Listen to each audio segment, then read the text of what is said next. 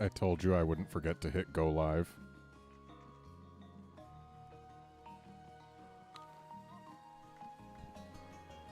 Just gonna sit here for a moment, though.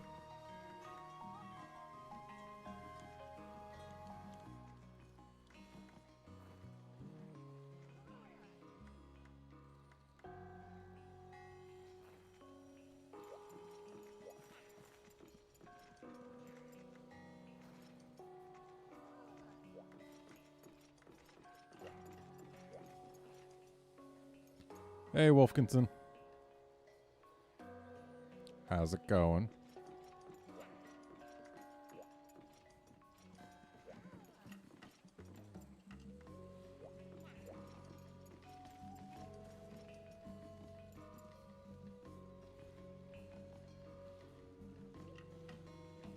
Hello, Christopher Birmingham. So, my plan for today is I'm going to do stuff. Hello, Dreamlord. And that stuff is going to start with talking to this guy because he's blocking me out from upgrading things. Say, kid, your hunting streak is the talk of the village. I reckon it's about time I filled you in about decorations. You ever notice your equipment has those empty holes called slots? Well, long story short, those slots are for decorations. Decorations award skill points, just like other kinds of equipment. Of course, the actual numbers ain't very high, but every little bit counts, ain't that right? If and you're wearing armor with lots of slots, you can fill them up with just as many decorations. Instant skill points. Got all that down, Hunter? You don't equip decorations directly like charms. You have to attach them to equipment. If and you got that through your head, here, we use jewels like this one to make decorations. Cool. Yeah, I bought another bone axe because I was thinking if I upgrade it, then I can go down different paths, which might end up being worthwhile. Also, I have just remembered that he gave me a charm last time, but it's probably auto guard, isn't it? Yeah, that's not going to do us any good at all whatsoever. So I'm not going to equip it. What I am going to do is I'm going to come on out here because we've got herbivores breeding and a great jaggy. And both of those are useful to me at the moment. So step one, we got to find us a big Aptonoth.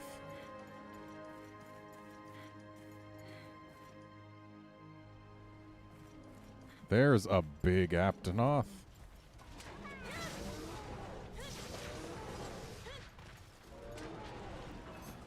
I'm probably going to want to take down at least one more big Aptonoth at some point, just to increase the chances of getting supersized dung.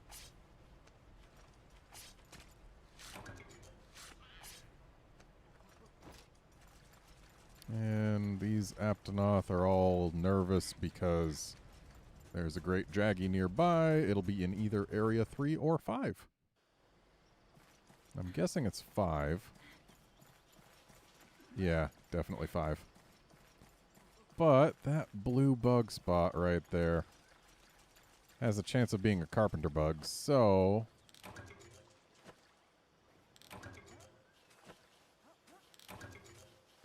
cool, no carpenter bugs. And let's head on over to the bug spot in here, which is like a 10% shot at a carpenter bug.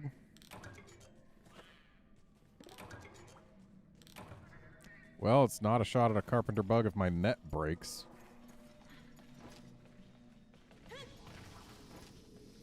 Did I get a spider web? I did. So if I get an ivy and some bone, why am I leaving? I can still get Macalite here. Another blue bug spot. It's like they're rubbing in the fact that I don't have additional bug nets. Ooh, don't I also need a velvety hide? Come on down, Gigi.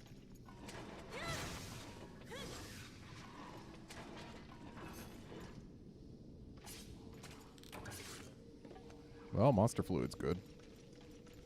Aha! There's some potential macalite.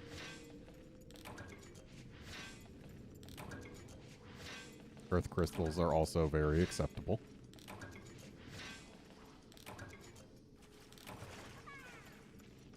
No macalite. Some more potential macalite.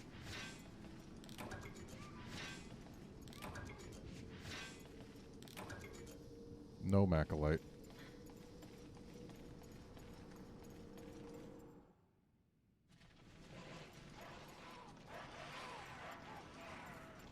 Alright, well, let's get over here to Area 5 and hunt down that Jaggy. I guess it's moved to Area 2 by now. Oh? Well, then where's the Great Jaggy hiding? Could it have gone all the way to 3 or 7? I mean, it could have. Well, it's definitely not in 3. The Aptonoth weren't worried until I started killing this one.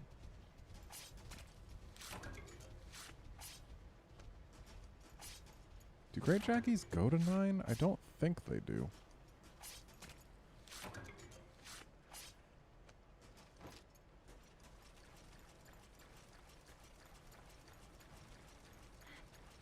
Also, where can I get some ivy around here? Does this plant spot give ivy? Or that one?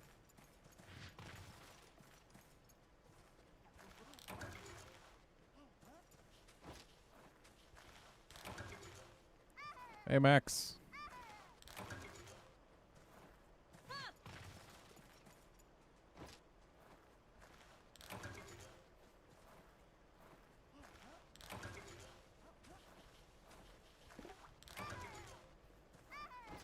No ivy. Oh, hello, another giant Aptonoth. Come here. No, don't you run away. Are you nervous because I killed the last one or because there's a Great Jaggy? Dang it. It's getting away. Hello, Protector of Time.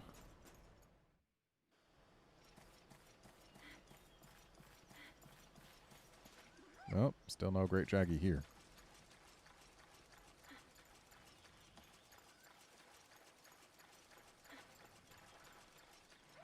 That is one big Kelby, though.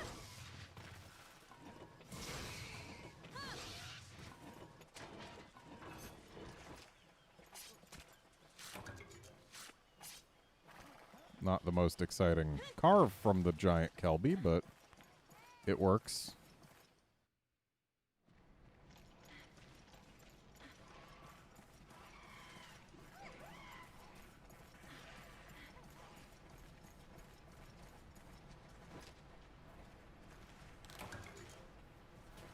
Hoping this Jagia leaves me alone long enough to figure out whether there's any ivy in here.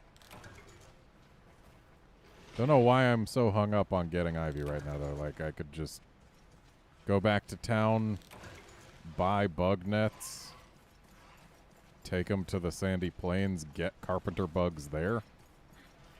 Like, I don't have to get them right now. Oh. Hello, sparkly spot.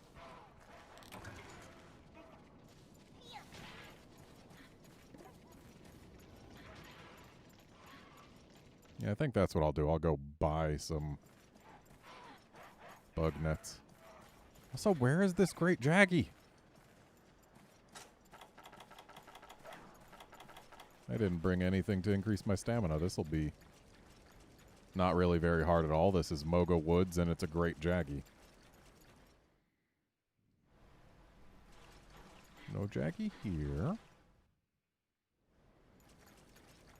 See, this is why I like giving Cha-Cha the fluffy mask, but I don't have the fluffy mask.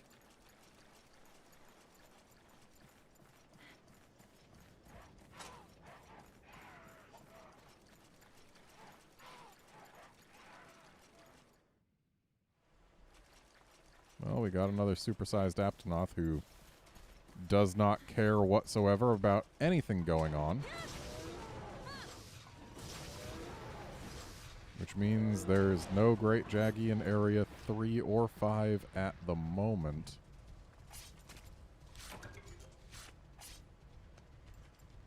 Nor Area 1. I think Great Jaggy can go to Area 1, though it doesn't do it very often. I do know no other large monsters can go to Area 1.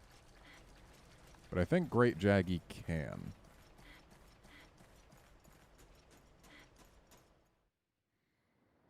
Yeah, Max, using paintballs works if you have ever seen the monster. This Great Jaggy has been very elusive so far. Hey, Giant Kelby, come back here.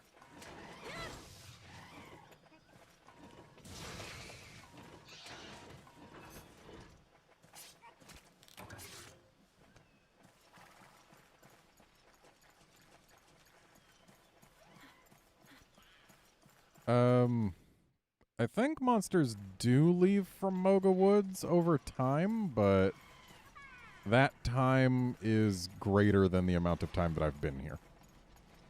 Like, I've been here long enough to gather at some gathering spots and kill a few Aptonoths. Ah, there he is. I found you.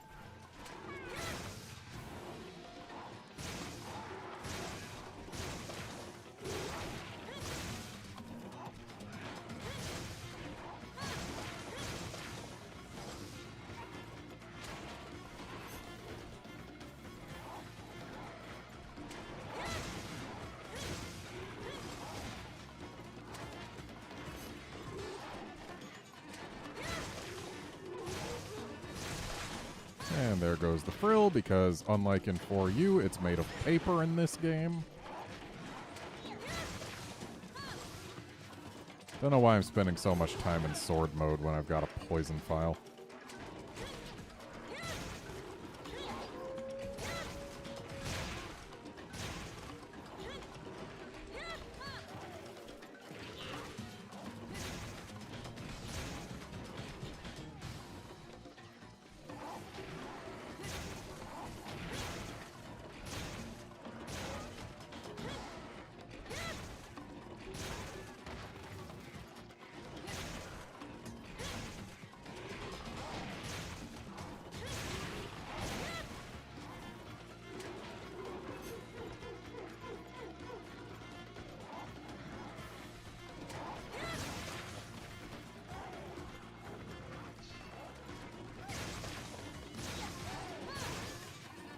That was a lucky flinch.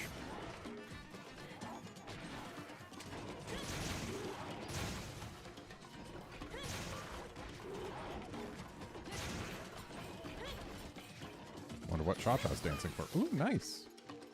That was very kind of you, Cha-Cha. And goodbye, Great Jaggy. Carve this Jagia before she goes away. Or I guess we're carving the Great Jaggy first. That's also an option. Bye, Jagia.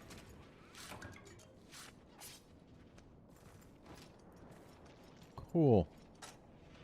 We've accomplished what we came to do. Let's go back.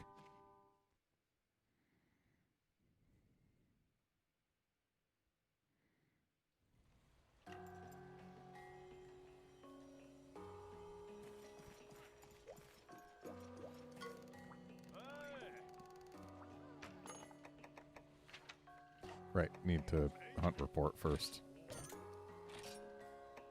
And we got plenty of supersized dung.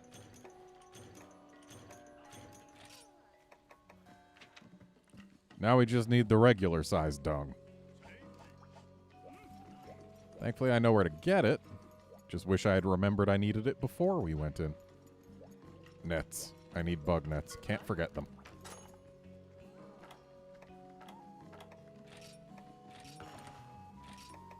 And might as well get some of these as well. Because I don't like running out of pickaxes or bug nets.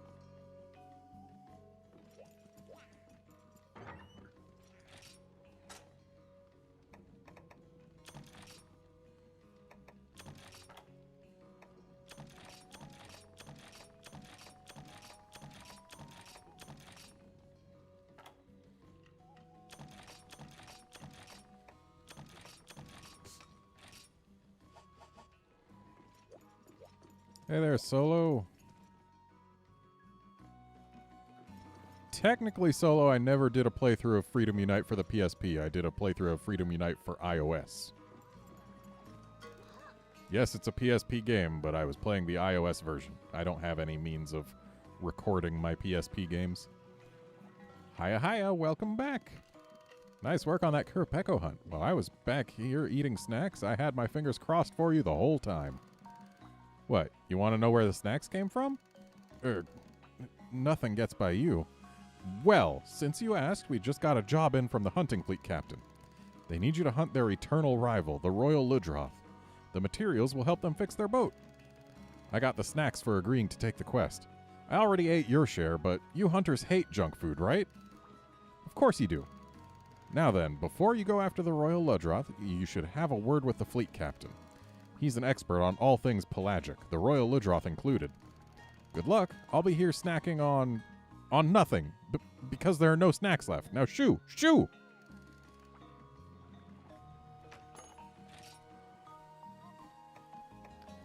Well, I mean, I could do the Ludroth, but first, I want to see if I can get out of Flintstone Hell. Also, the captain of the fleet, I kind of just sent him off on a 2-day voyage, so he's not here right now.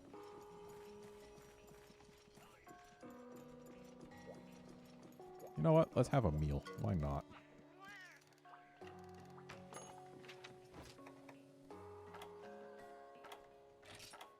Let's just mix fresh things.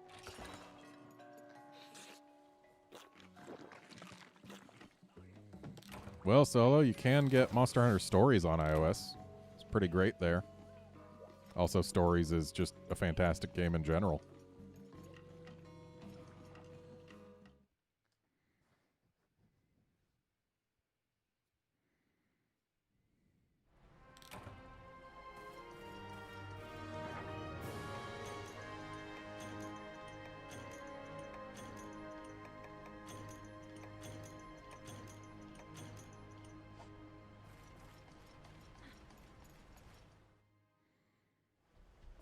Oh, cool. I accidentally got myself fire res with that food. Please tell me this is a nullberry spot. Please, please, please. I need to get at least one nullberry in my life.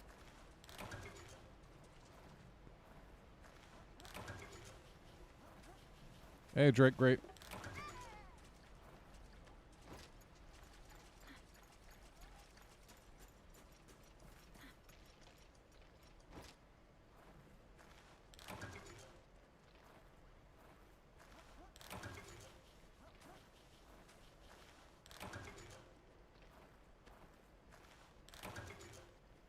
I was looking at a blue thing?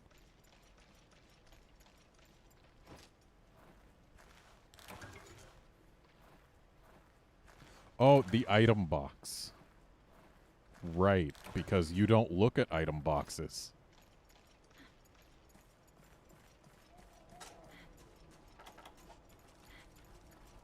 Alright, the Aptonoth are nervous. Which means the Peko is nearby, and since it's not in here, that means it's over there. Or, nope, it's right here. I found the Peko, or its shadow. Weird how the shadow of that stump it's on, or that rock it's on, isn't here, but, you want to come down, Peko?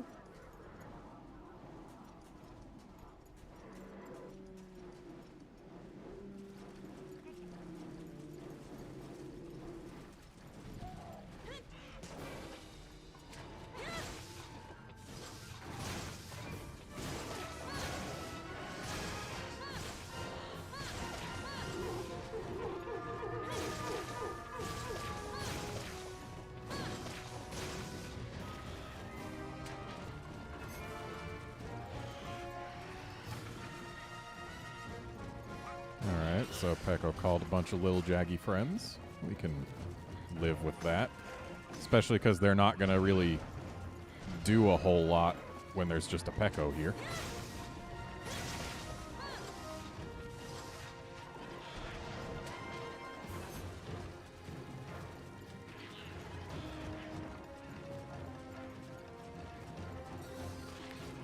Hi, Shiva.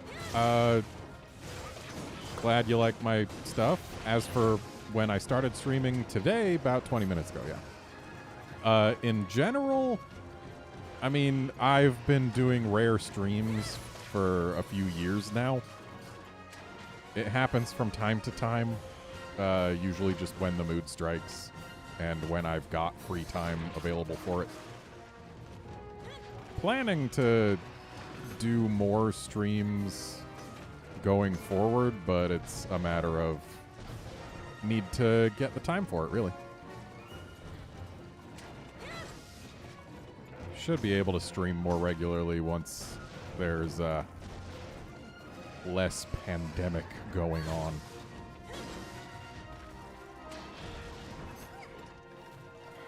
So I know there's a Pecco here, but what I also know is that this blue seed might be a nullberry, or maybe it's just ivy, which wow, I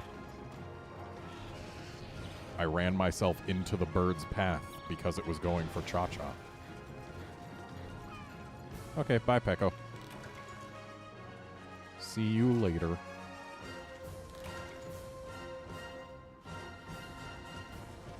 Hey, Yoshi. And yeah, most of my streams used to be on Twitch, but I have stopped streaming on Twitch and started streaming here because I've got a bigger audience here, so more people get to watch it. And also, YouTube is a little friendlier on the whole DMCA front these days. Not that I stream anything with, like, super copyrighted music, but in case I ever wanted to, YouTube is seeming like the place to do it.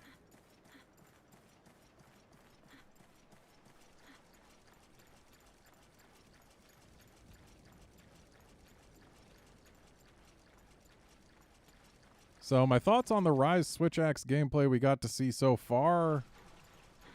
I want to play it. Like, here's the thing. I definitely saw some new combos. And I'm pleased to see that it looks like zero-sum discharge is still a thing. Though, admittedly, zero-sum discharge will be less of a useful thing without mantles to support it. But, like, until I actually get my hands on it, I can't really pass judgment like, oh, this looks amazing, or, oh, this looks not exciting at all. It's one of those, like, until I actually get to try it for myself, I can't be certain how excited I am about it, really. I'm waiting for the demo to really do any super judgment on it. I was excited when I saw it's got a Silkbind move that fills the sword meter and also makes it so the sword meter can't go down for a little while, but then I realized that a lot of my excitement for that was based on the last Monster Hunter game I played on the Switch, Generations, where you could have aerial mode, which is very reliant on sword mode to do anything fun.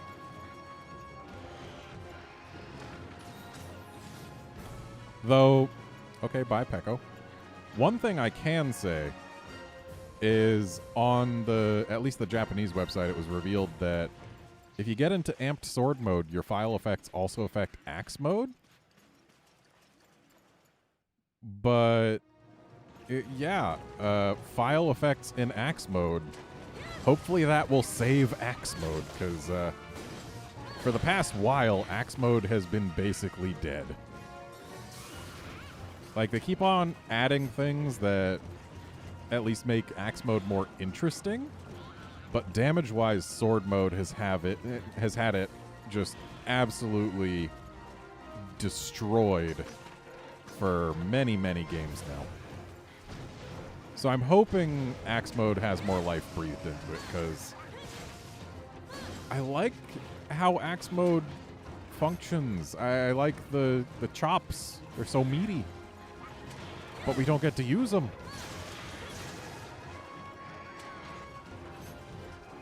Yeah, they did show the Power Axe combo. They showed a few extra axe combos that I don't recall having been there before. Like, there's definitely new stuff going on in axe mode. It's just a question of whether that new stuff is all good stuff. Wow. I just completely whiffed that. Go me.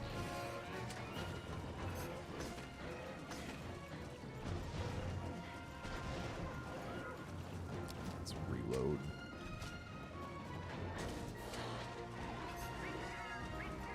This bird really wants to get some cat friends.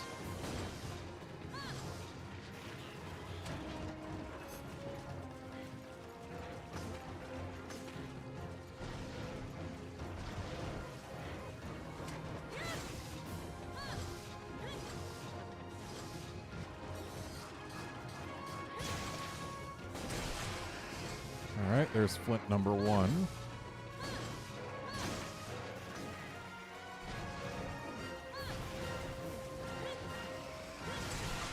And there's flint number 2. And now the only way to increase our chances at flints is to clear the quest. Oh no, my huskberry! How will I ever manage to care that I lost that?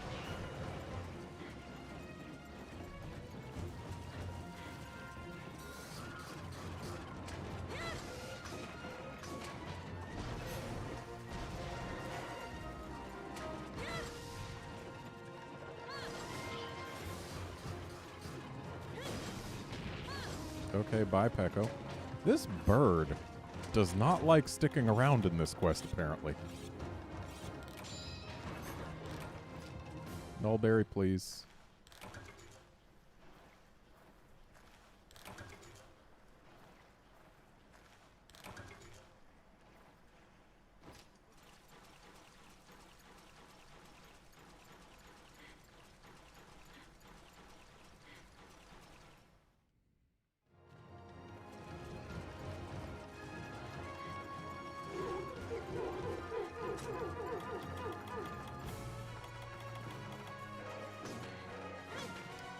Okay, it helps if I actually turn to face the Pecco before throwing my paintball.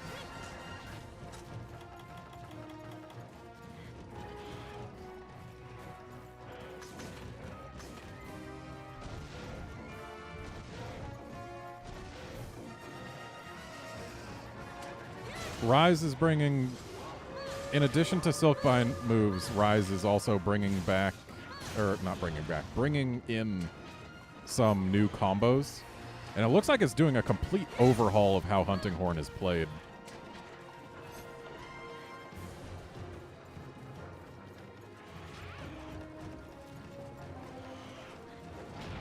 Yeah, like, a bunch of weapons are getting some new combo paths. Like, Hammer got a few new ways to go into what was the Big Bang finisher. Switch Axe got some new combo paths in Axe mode. Greatsword gets some new shortcuts into True Charge Slash. Hunting Horn's got a ton of new stuff. So, like, yeah, Rise is bringing more than just Silkbinds to the world moves. Bird, get on the ground, please.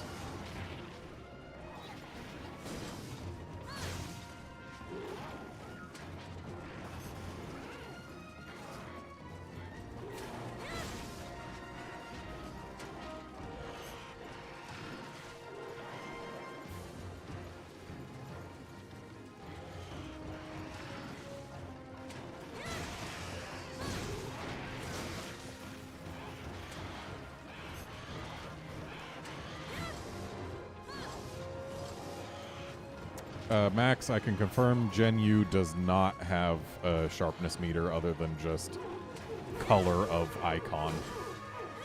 It was World that added in the visible, this is how far into this color you are. And in Rise, instead of having it drain the color from that icon, the icon keeps all of its color, but they just added in a little meter under it that shows exactly where you are. So I guess makes it a little easier to see what color you're at in case you couldn't figure that out. No heals, Pecco.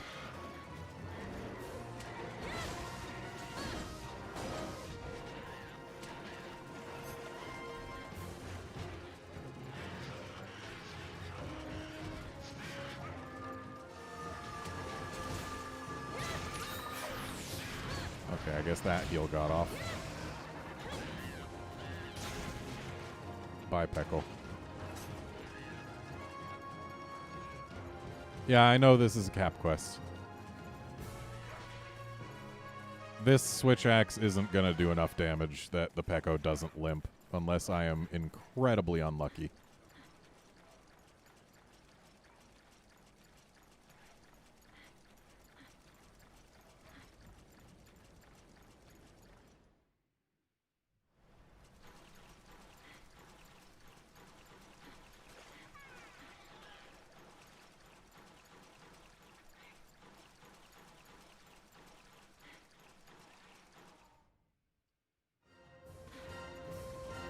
Hey, Pecco, did you just go fishing?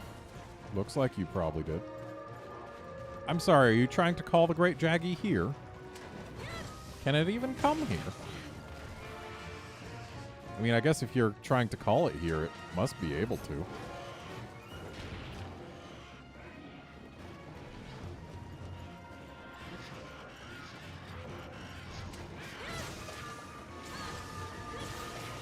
Thanks for the heal, Pecco.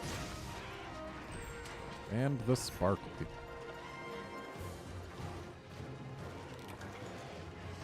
Well, that's not the most useful sparkly I could have gotten.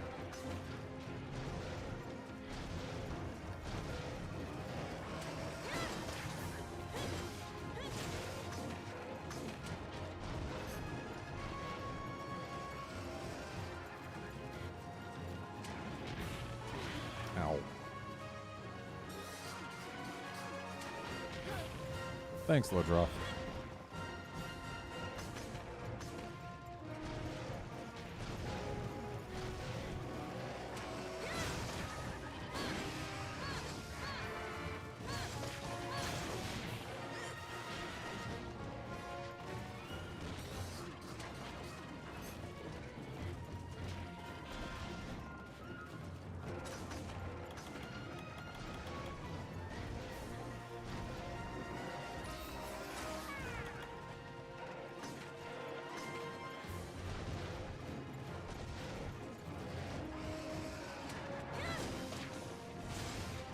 Bye, Pecco.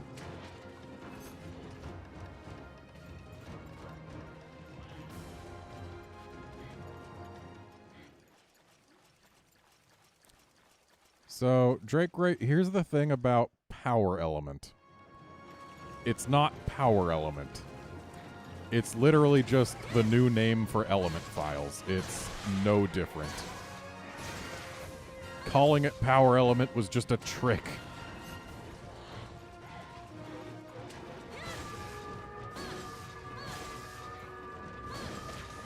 No, Max, this is not going to be a challenge run. This is just me playing the game.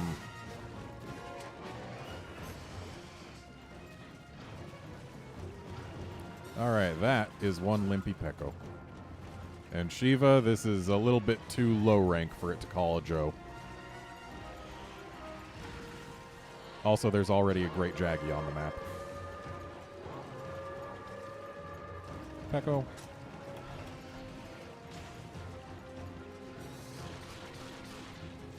Please leave. I don't want to waste my trap on you here.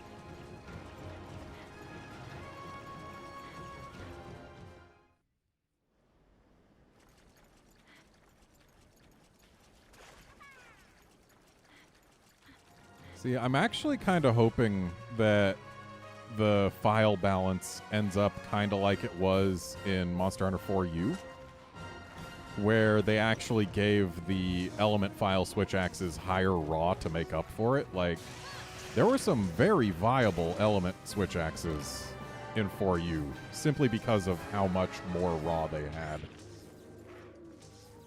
So that's the kind of thing I would want to see in terms of file balance, because otherwise it is very, very difficult to outbalance 20% extra raw on your sword mode versus a percentage of extra element when element is just such a small amount of your damage anyway.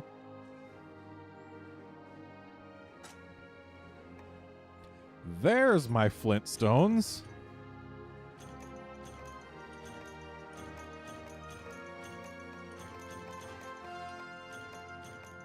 I am well pleased that I did this quest. How did I get a Great Jaggy Claw from breaking his face? Why does Great Jaggy have claws on its face? Also, just a reminder, that Kurapeko was just as long as a Steelix, if you're a fan of Pokemon. Steelix is small. Or Peko is big. Why am I talking to you? I didn't go and grab extra dung. I should have done that. Still need a velvety hide.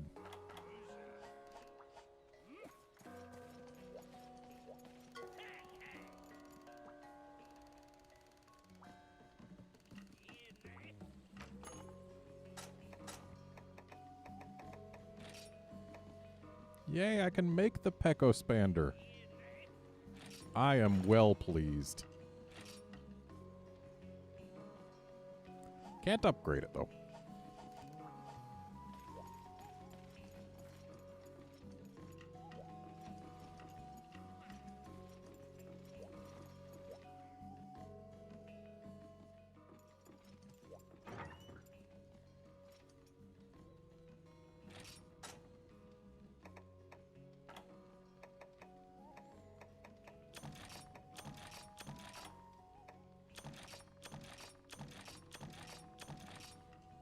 Yeah, Protector of Time, Tremor of the Land and Sea is Laggy's theme because it was written for Laggy, and also for the same reason the Forest and Hills theme is Rathalos's theme, and et cetera, et cetera. Every area theme in every single Monster Hunter, well, almost every area theme in every Monster Hunter game is written for a specific monster, even though it plays for all of them. So, like... yeah, the Frozen Seaway is Zamtrios' theme. And sure, in Monster Hunter 4 base version, it played for pretty much only Zamtrios and also occasionally Tetsukabra if it showed up there on a quest with Zamtrios. But in Monster Hunter 4U, it also played for Tidal Najarala.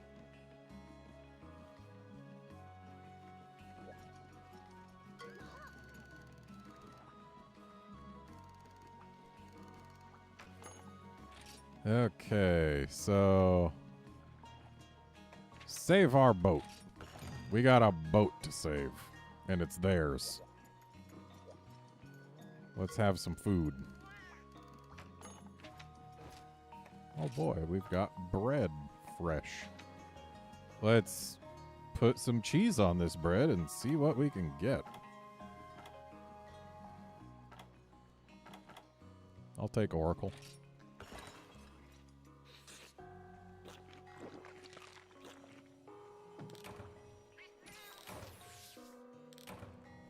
Yay.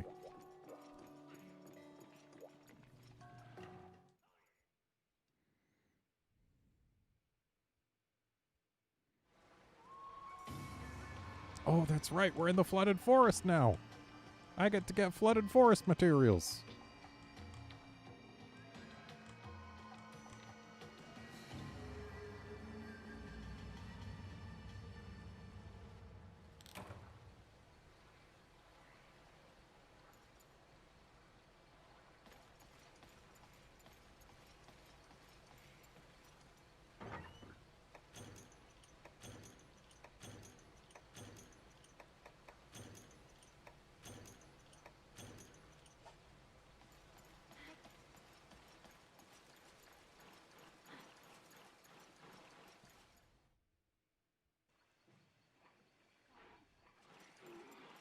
Protector of Time, I can tell you what they did to Najarala and GU. They made the camera while you're mounting it point the opposite direction. Gave some rather interesting views. Let's see, what do I want? I want killer beetles, which means I should go here.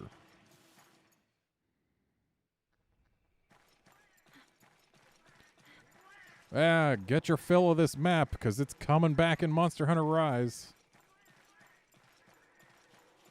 Where are the bugs? There's supposed to be bugs. This area is supposed to have more bugs than any other area on this map. But I see no bugs.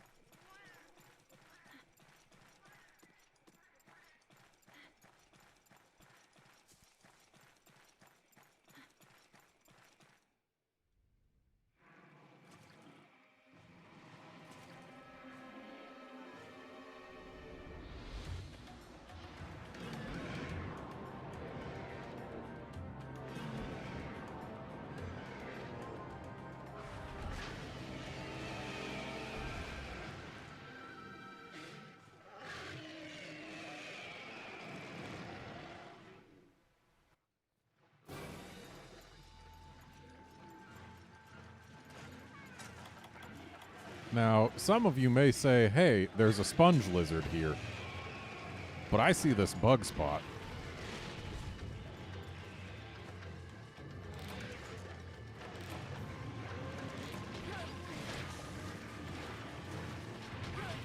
Sure is nice I can trust these small Ludroths to flinch me before the big one hits me with anything.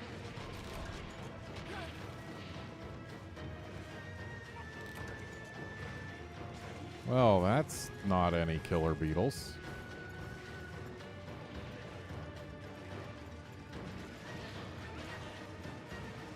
Don't mind me, Ludroth. I'm looking for bugs.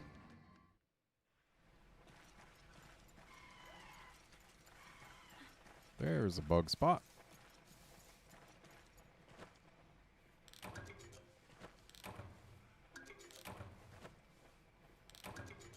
Got one killer beetle.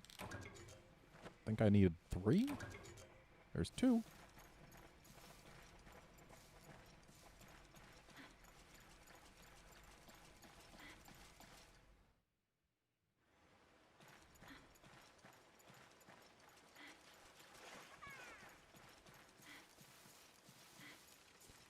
So, Drake Great, here's where your line of reasoning that since we've mounted Nergigante, Gobble wouldn't be a problem, falls apart. Nergigante's spikes, once they're out, they're out. They don't move around. They're just there, and they're solid. Gobble spikes are retractable, so if you mount it while the spikes are out, it could just retract the spikes and then stab them out again, and then you get skewered. But then again, mounting things that shouldn't be mounted really, we had Agnactor with its lava armor to really just put the nail in that coffin like it doesn't matter at all. Don't you steal my bug net while I'm in the middle of using it.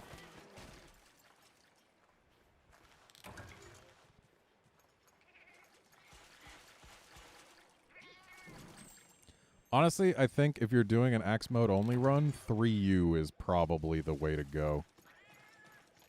Because just every game after 3U, well, yeah, well, 4U also. But especially starting in GU, they just made sword mode just way better. 3U, I feel like axe mode still is just fine. Especially if you're not on a power file. And 4U element axes get enough raw that they can kind of overcome it to an extent. So yeah, just not GU and not Iceborne is what I would say for doing an axe mode only run.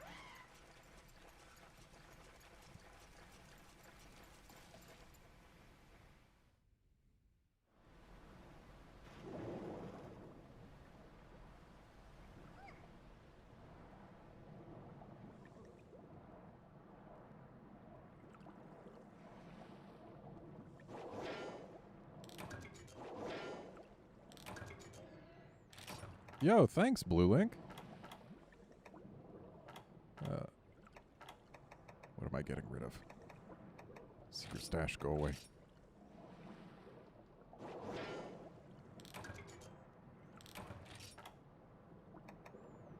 Oh, I got nullberries at some point. That's nice.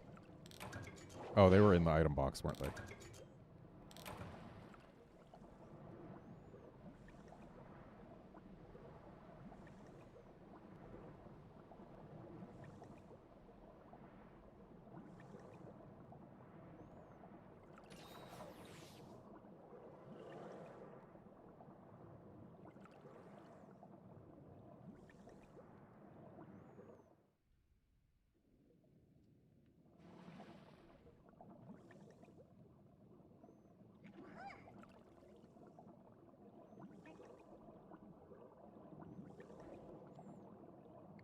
Remember when these were just called fish? Or catfish if you wanted to be a little more specific? I like that we now actually have a species name for these buggers. Gajow. I was about to try and kill one to carve a Gajow skin before I remembered that they weren't Gajow yet.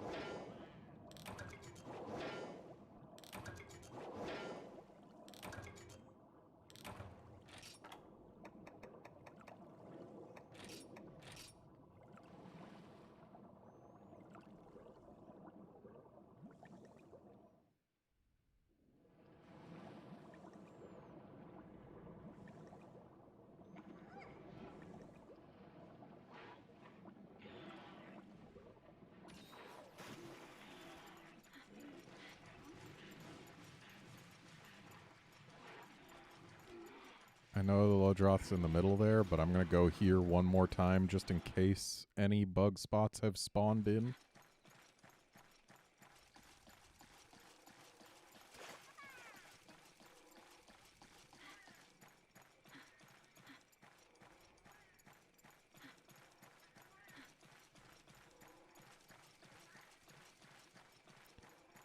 My hopes have been dashed.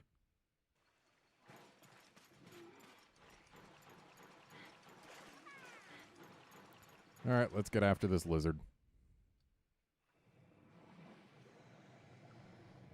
Aw, look who's napping.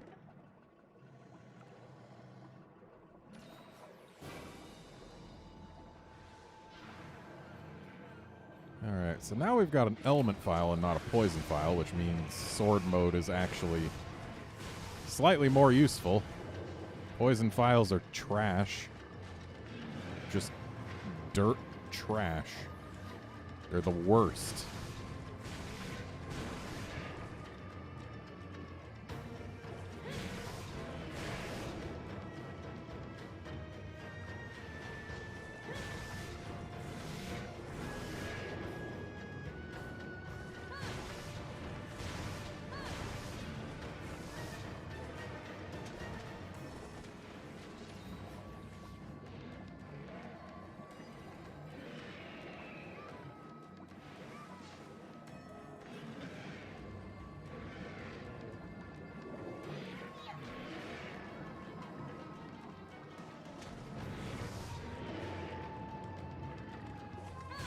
Fine, you want me to hit your sponge? I'll hit your sponge.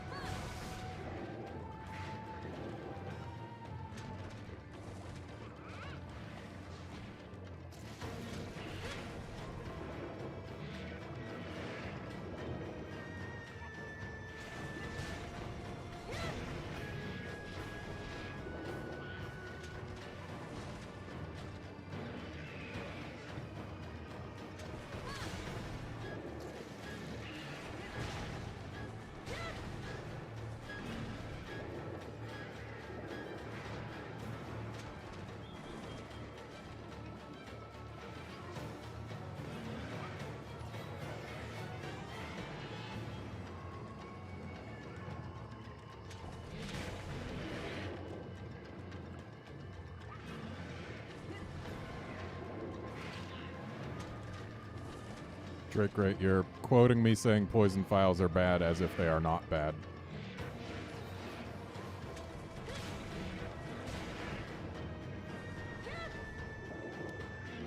Now, you see, Drake Great, I used the Puke axe in Iceborne not for its files, but for its sharpness. That axe had incredible sharpness for when you could get it. Made it very useful. But if I'm going to be, like, if all other things are equal, I will never, ever pick a poison file, because they are terrible. Admittedly, they are better in Iceborne than they are in this game. But they are terrible. And you can tell that they're terrible because I have fought 2 Kurapekos with a poison file axe, using primarily sword mode both times, and I only poisoned one of them, and when it did get poisoned, it was poisoned so late that it saved me possibly 1 attack. Possibly.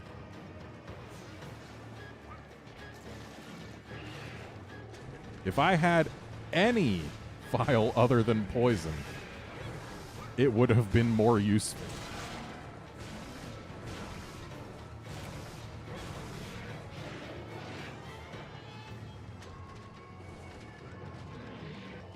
Yeah, poison as a status is fine, but poison files on switch axes do so little that they might as well not even be there.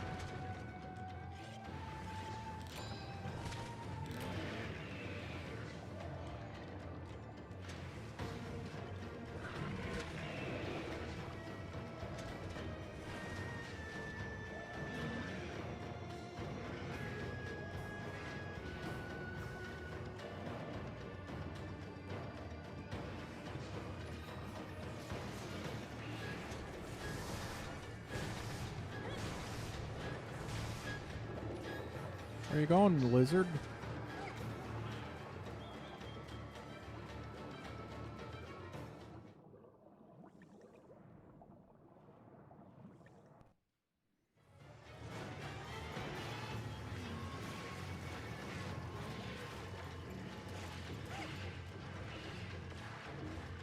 Good job. You totally hit me with those.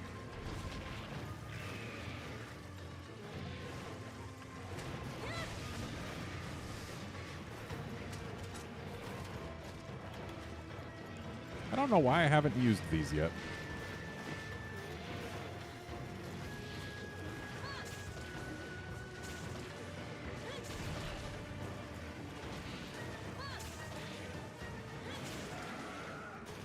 Cool, gotta flinch with a poison knife.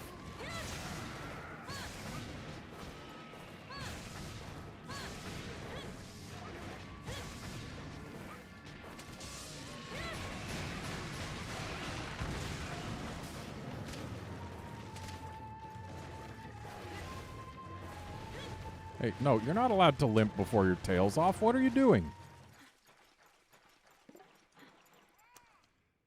Later, Christopher.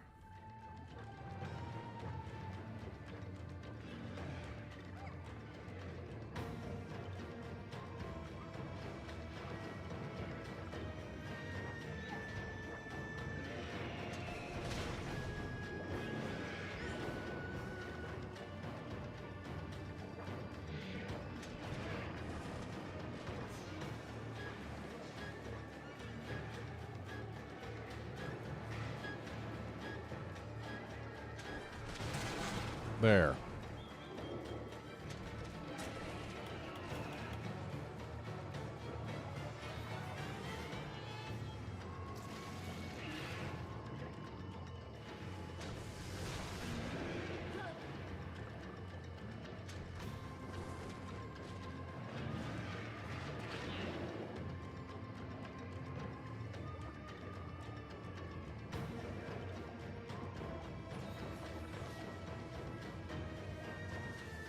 Protector of Time, if they added Mizutsune to a game with actual underwater combat, I've got 2 words for you.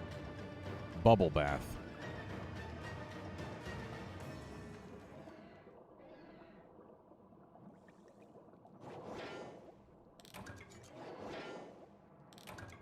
Hey, we got some pelagicite. Macalite is also very welcome. Let's get rid of this. No, not the ration, the mini whetstone.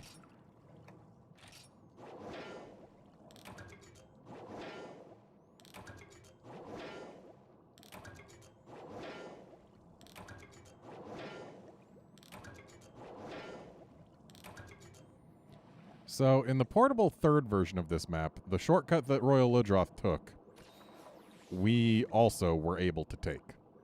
Like in portable 3rd, we could go through here. 3U we cannot, because I guess it's too flooded.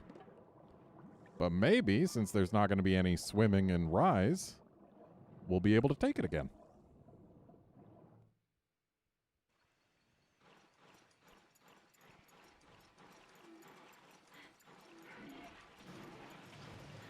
So here's the real question about Leviathans that don't go in the water. Purple Ludroth. It does not go in the water, ever, under any circumstances. Why? Is it worried that its poison would get too diluted? Because I imagine if that thing was actually allowed to go into the water, it could, like, leave a cloud of poison water behind.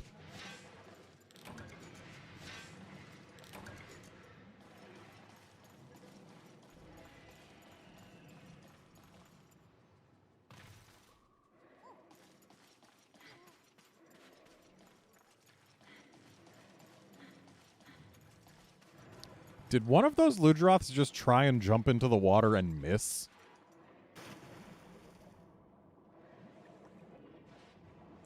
Did I carve the tail? I did not carve the tail. I made a big thing about cutting it off, but then I didn't carve it.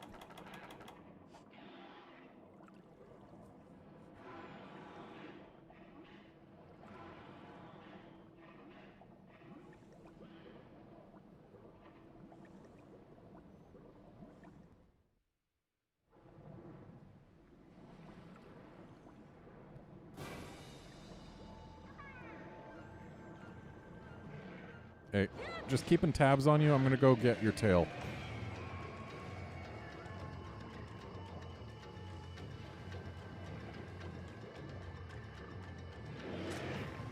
There is a tail? Oh, yep. Sure enough. I'm blind sometimes.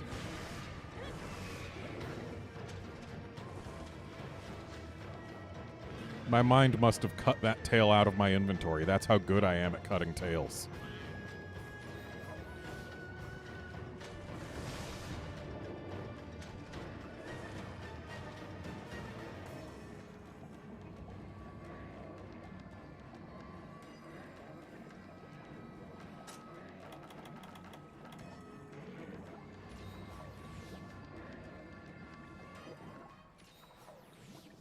I'm going to eat this last ration just because. Get it out of my inventory.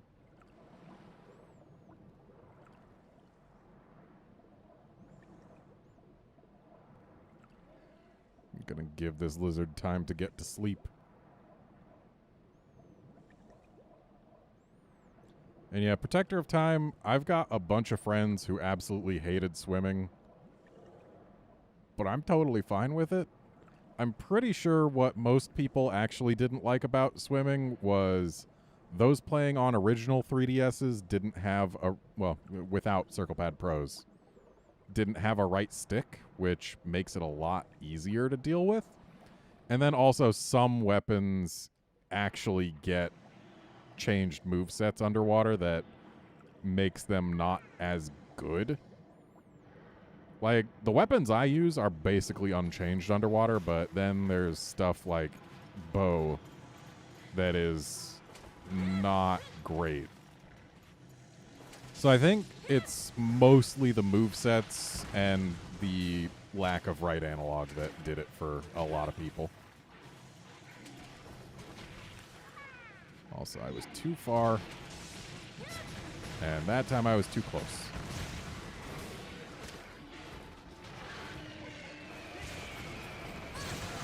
There we go.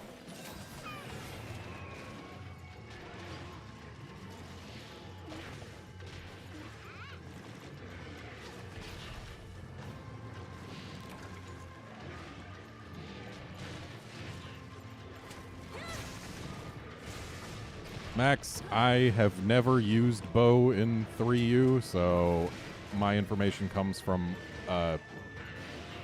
third-party sources. I am not a primary source for this. All I know is I have heard some people complain about how bow was underwater.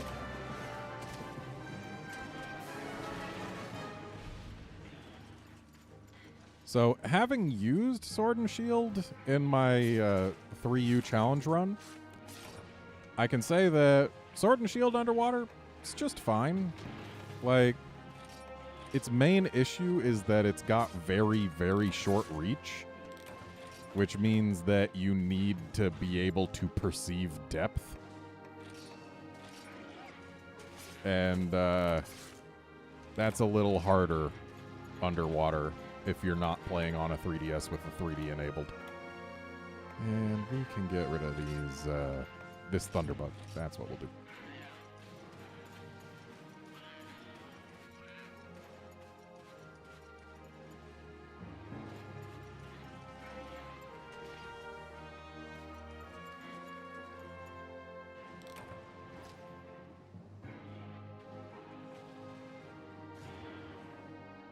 Oh, look at Max thinking in 3 dimensions with how to use bow shots.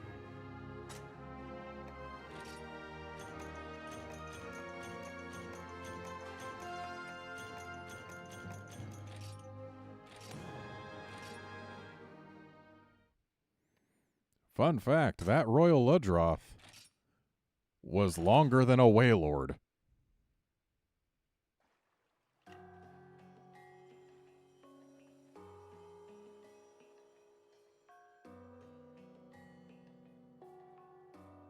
Pokemon are small, monsters are big.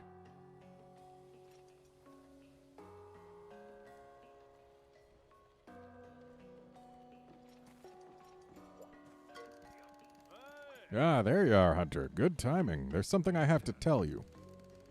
I was out patrolling the Moga Woods when I spotted a Royal Ludroth. That's a new one for these parts. I don't know if it's on account of the earthquake or what, but the food chain of the entire forest is out of whack. That means you may start running into Royal Ludroth when you enter the woods, even if you haven't accepted a quest. Consider yourself warned, and check the Moga forecast regularly. Every bit of preparation helps.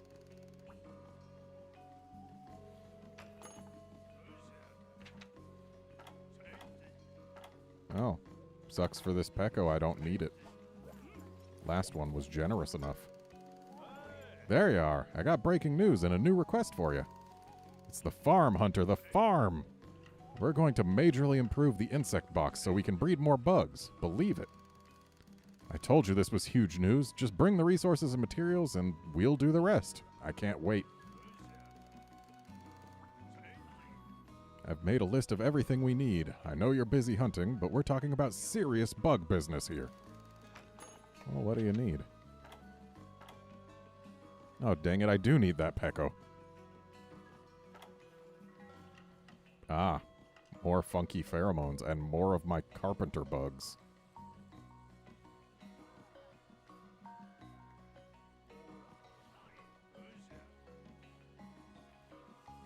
Yeah, Alatreon's theme has always had the To One With Life leitmotif.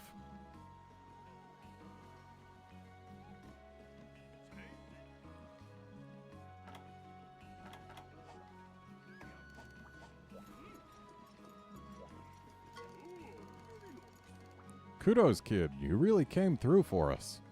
A boat's just a bunch of planks, but it symbolizes so much more. The larger hunting fleet will keep us going for now, so you focus on guild quests and training for the Legia Cruise. The Legia Cruise that I already broke everything except the back on. Got it. I'll make sure the first villager to spot the beast goes straight to you with the news. Oh, speaking of news, the sweetheart at the quest counter wants to talk to you.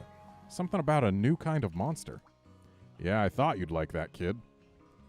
I do like new kinds of monsters. How did you know? Wow, hun, you really came through for us. I'd hug you if I wasn't covered in fish guts.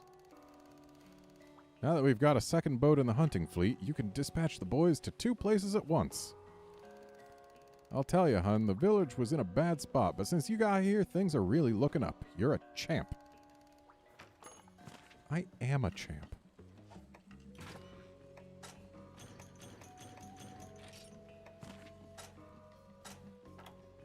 You, Dark Waters, go. You, Dark Waters, go. Dispatching to 2 places at once.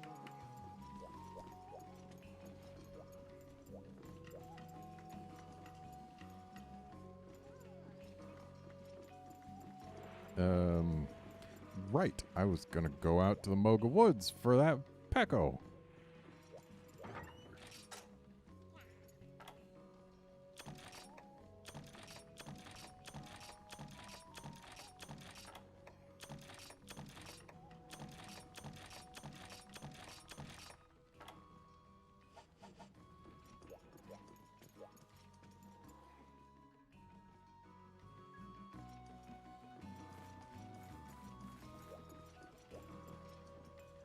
And while I'm here, I can go get some dung.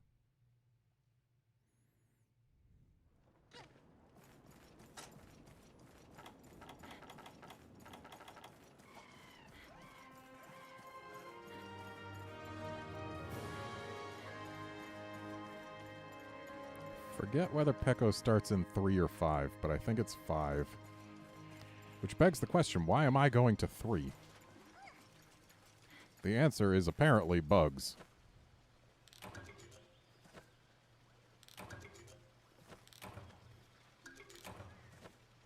Yay, carpenter bug. I need way too many of those. Yay, carpenter bug. I need way too many of those.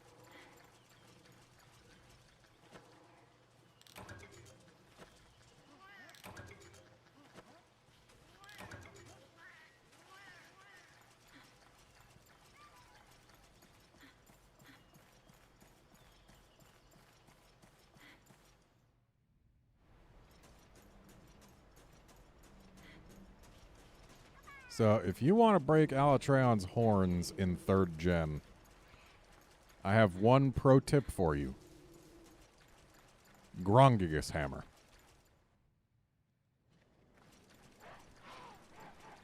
And I guess this bird already managed to go somewhere else. Like a jerk. But I'm going to guess it's gone north, because that is where its food lives.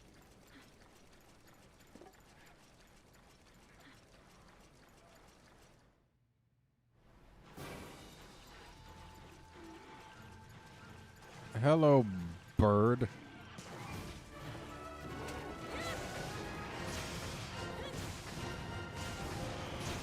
Yes, I know sword mode is adding no damage to my attacks.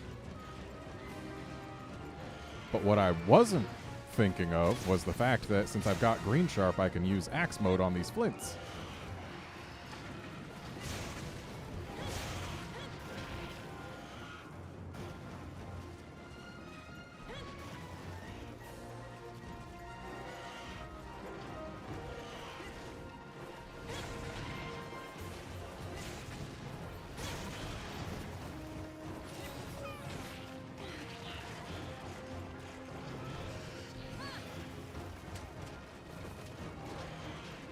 So if I was to rate the Alatreons from easiest to hardest, I'd probably go portable 3rd,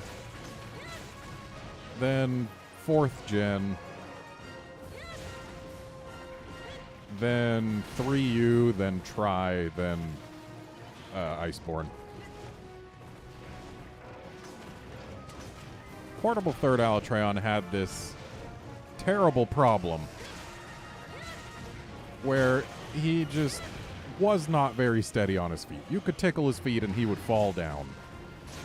Like, just get foot flinches, he falls down, and is sad. It was the easiest Alatreon by far as a result.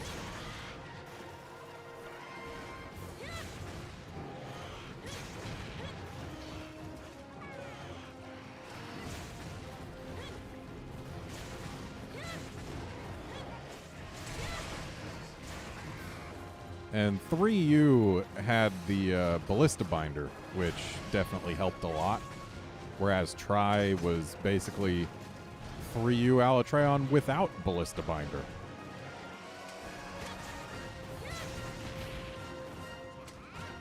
And then in Gen 4, Alatreon didn't fall down when you tickle his feet. There was no binder to use, and there was no wall to get his horn stuck in.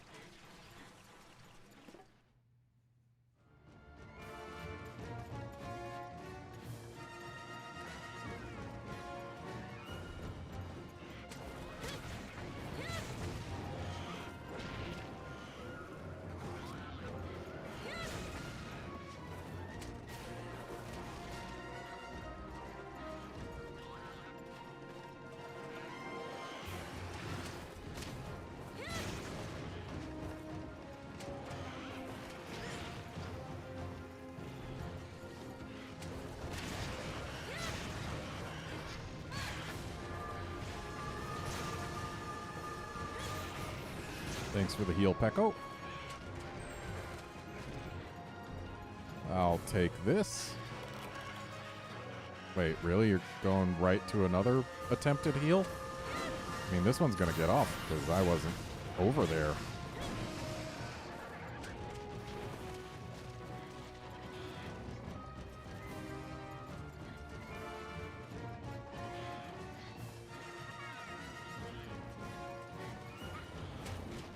Hey, Joey. Pekko, stop healing.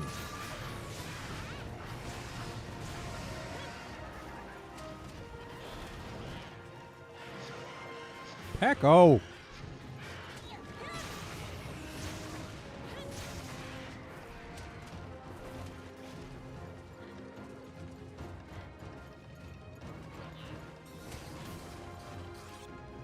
You know, it's interesting. In every generation it has appeared, a Cantor has had a different arena.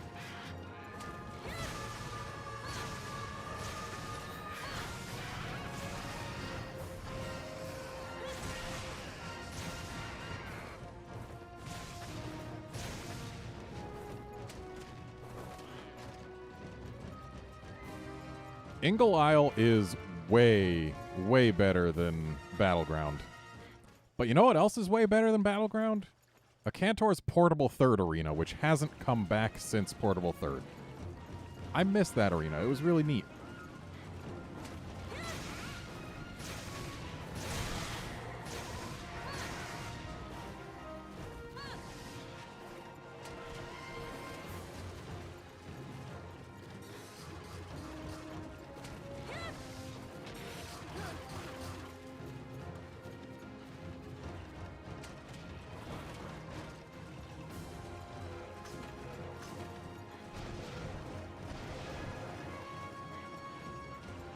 Yeah, 4U's G-Rank Crimson Fatalis is what every Crimson Fatalis should have been after that.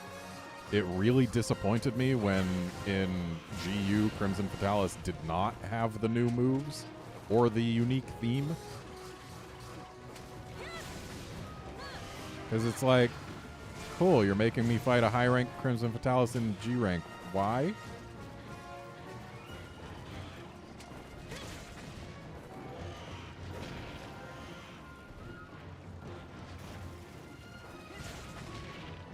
This is a tired bird.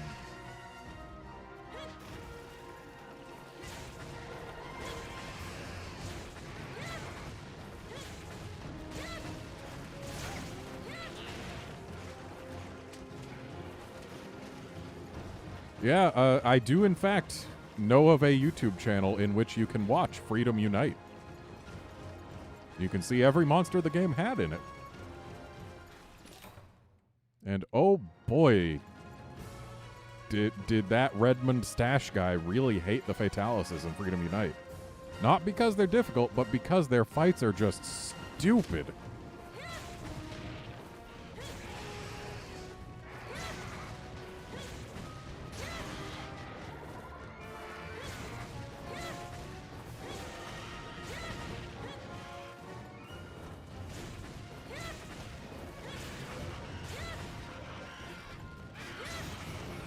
Thanks, buddy.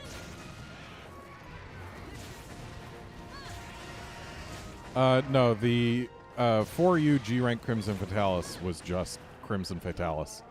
It was never officially called anything other than Crimson Fatalis. Burning Crimson is just a fan-given name.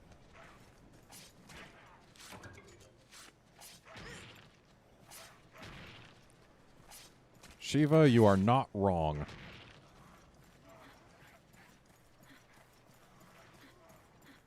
And here's why I remember that I actually wanted to go get some dung.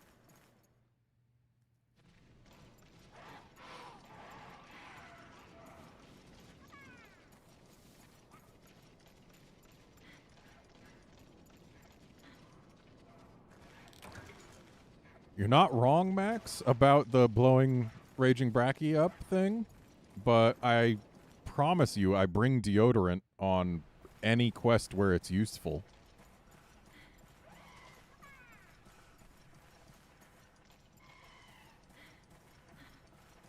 Joey, that too is a fan-given name. In-game it was just Crimson Fatalis.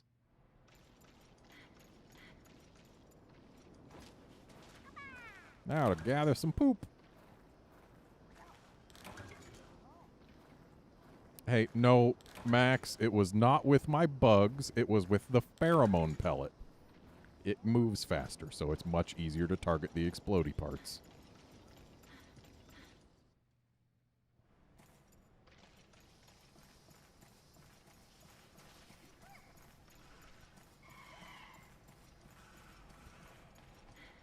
Drake Great, I still have no idea why that video performs so much better than any other video on my entire channel. I don't get it, and I wish I knew.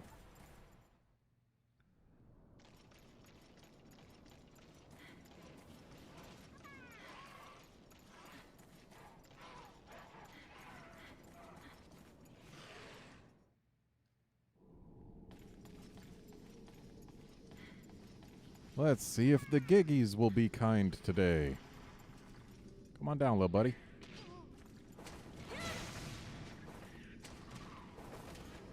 Velvety hide. Yay.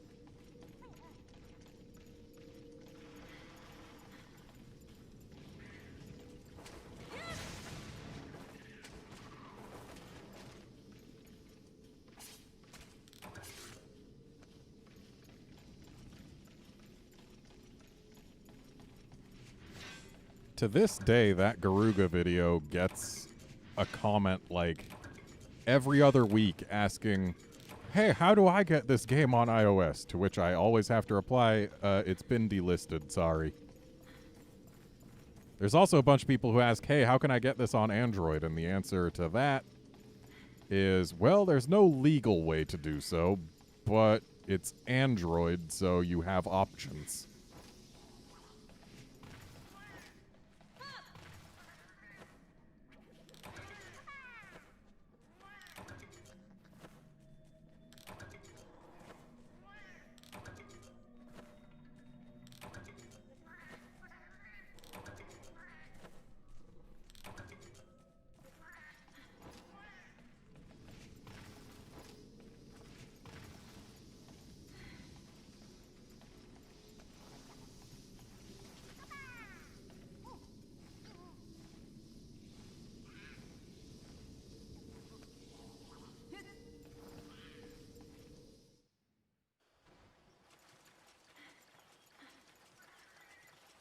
Alright, no more bugs. No more bugs.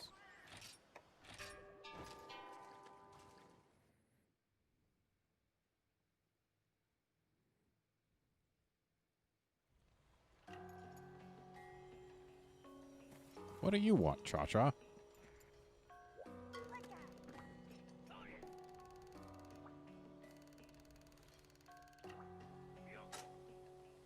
Oh, you want to let me know that your inventory's almost full. Got it. Thanks for the Pecco Feather, though.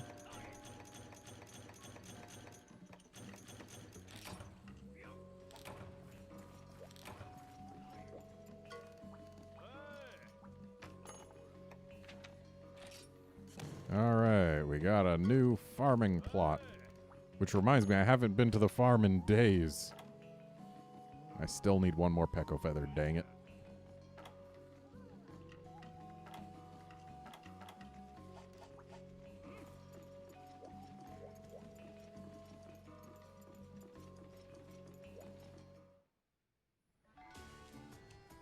So, Drake Great, I agree Garuga isn't terrible in Iceborne.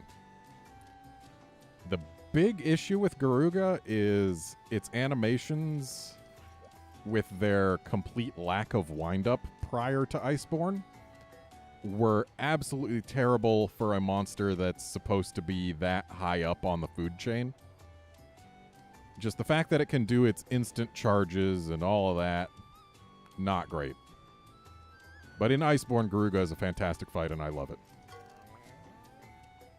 Well, how about that? A while back, the itinerant cook asked me to start growing rapscallions, some kind of veggie. We just had our first crop. Makes my mouth water just thinking about all the victuals he'll rustle up with them. Now you'll be able to munch on dishes made with rapscallions whenever you visit the canteen. Why not pay him a visit? Neat. Always nice to get free ingredient level up. Okay, what do I even want to farm? Do I want to farm anything? Cactus flower. And we'll use some no, we'll use regular dung. Supersized dung is for saving until we can do 10 cycles. So, we've got 2 farm plots. Oh, right. More farm plots just means that you can do more cycles. It's going to be like, we've got 2 farm plots, but only 1 cat to work them.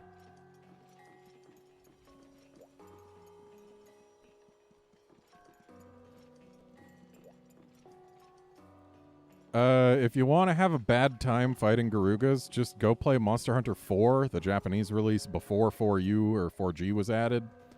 Yeah, Monster Hunter 4, level 100 Guild Quest Garugas.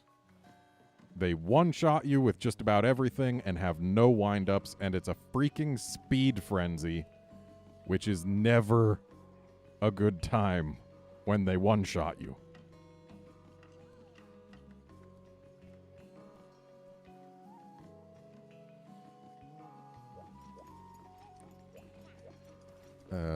I should probably put stuff in a box.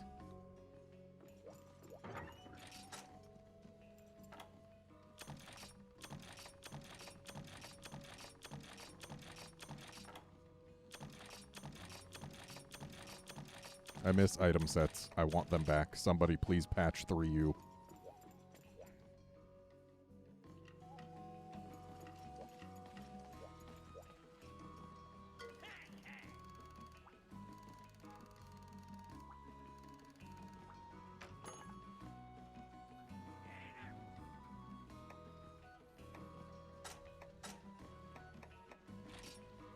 Yay, I can upgrade this. So I want to do Bone Smasher, which means I need more killer beetles and jumbo bones.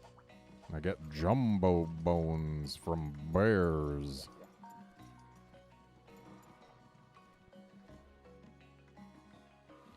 Protector of Time, Gore will never turn into Shagaru in guild quests. They are considered separate monsters.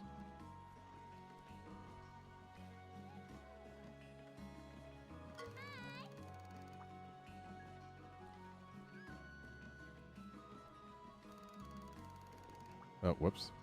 The hunting fleet has already sprung to work, and it's all thanks to you, Hunter Cheeks. That is not my name. The guild's taken notice, too. I bet they'll be sending more requests to hunt large monsters. Just watch. Oh, and get this. You've become super popular in the city. There are even plans to turn you into an action figure. Not good one, right? Now let's set you up with your next hunt. It's a large monster wandering the sandy plains. Baroth. What kind of monster is a Baroth, you ask? Well, according to my recently revised notebook, Baroth, a brute wyvern living in the sandy plains. Specifics are unknown. Oh, wow. You're not disheartened from that less than helpful description, are you? You expected it to not be helpful? Ugh. No pulling the wool over your eyes. I'll fool you yet, Hunter. Okay, where's my Baroth? There's my Baroth. Yay. Let's go. Thankfully, fire is good against Baroth once you get rid of its mud.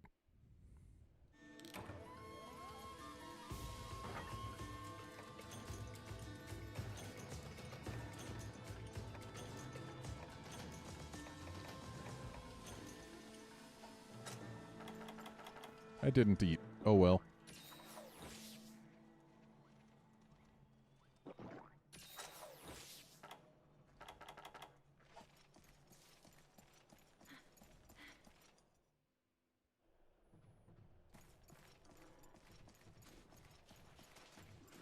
Oh, don't I need Reno pieces for something? Probably.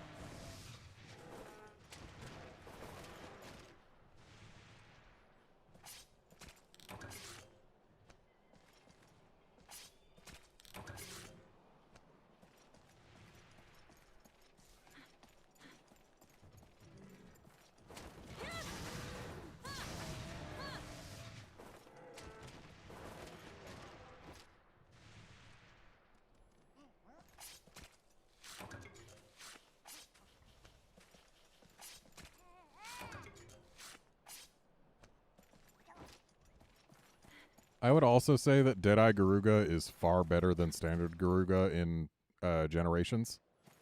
Especially because they actually freaking added tells to some of its moves.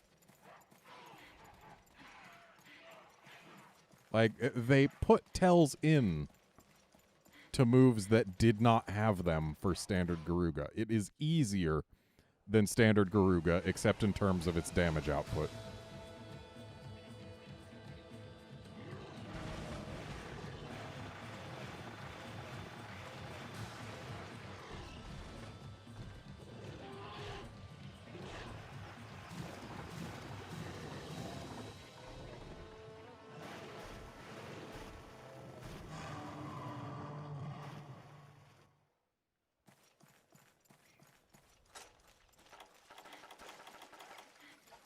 And time to throw some paint at this guy so that we don't got to worry about following his puff puffs.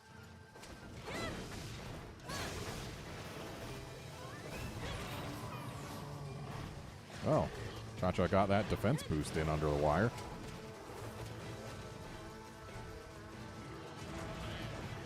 Baroth, you still have all of your mud.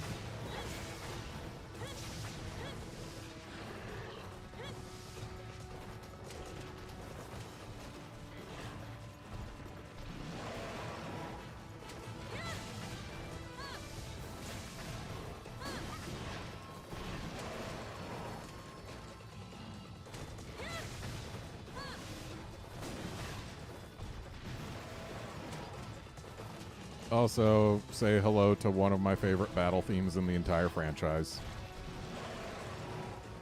Sandy Plains is fantastic. Best desert music. I love it.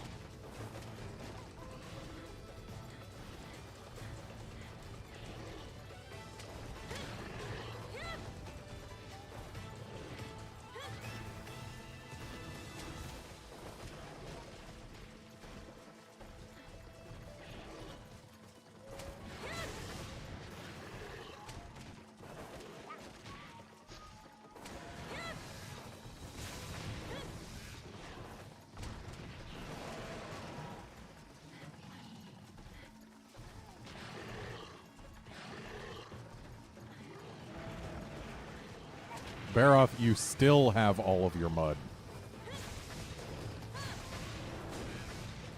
I have removed 0 mud from you, and you've rolled twice.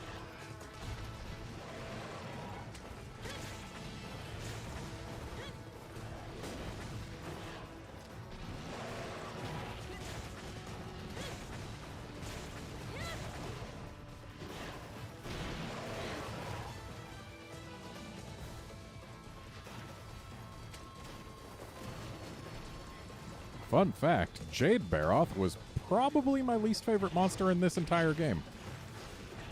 I like regular Baroth, but Jade Baroth, especially in G rank, just the fact that it can do U-turns while charging was never a thing that I enjoyed.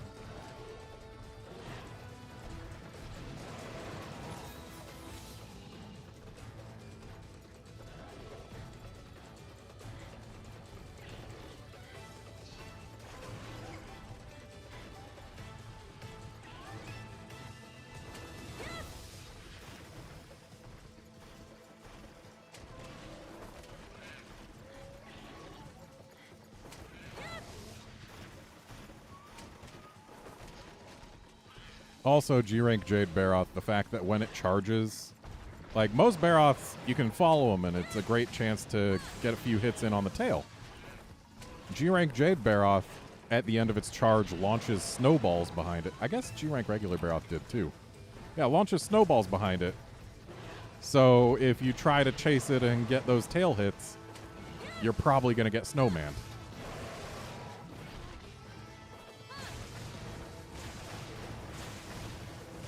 Mad boy.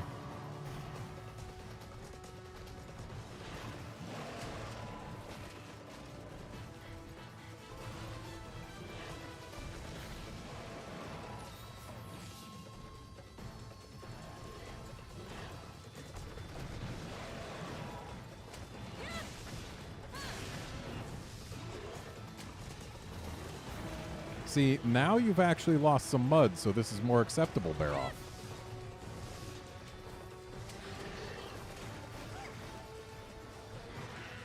Oh, you're leaving, are you? Well, the Puff Puffs head this way.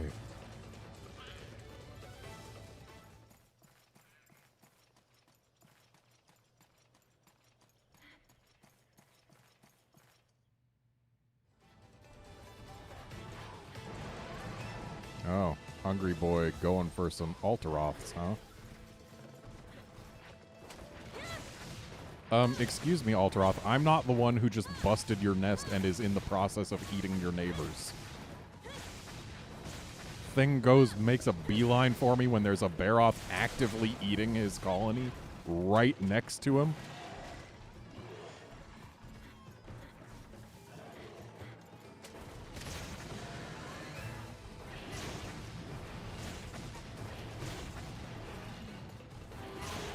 I keep on dropping combos because I'm trying to do Iceborne inputs.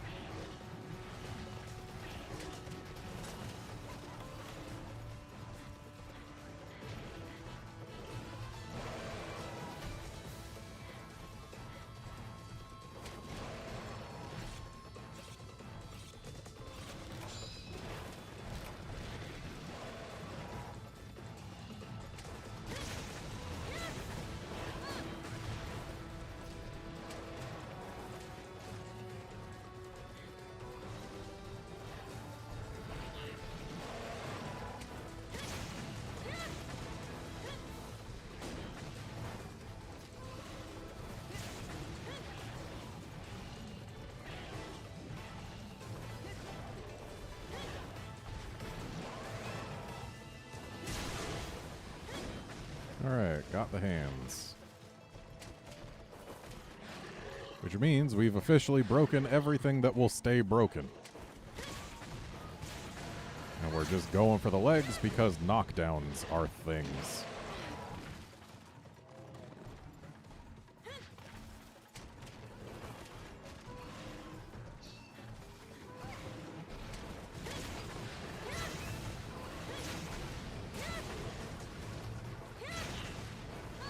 Sorry, Cha-Cha, I didn't mean to interrupt your dance. But when you dance directly in front of me, you kind of gotta expect that.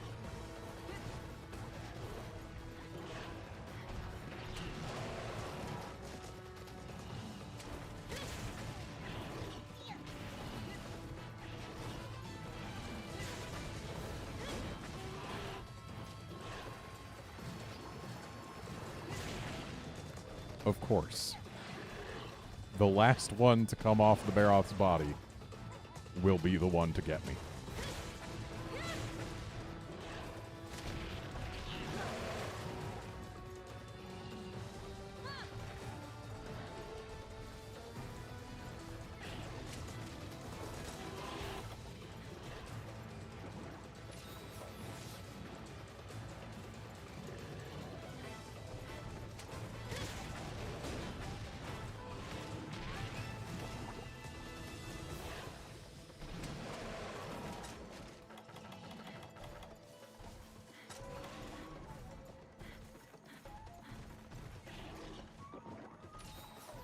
I'll never forget why I decided to go Insect Glaive in Monster Hunter 4. Because the starter Insect Glaive was the only starter weapon with Green Sharp.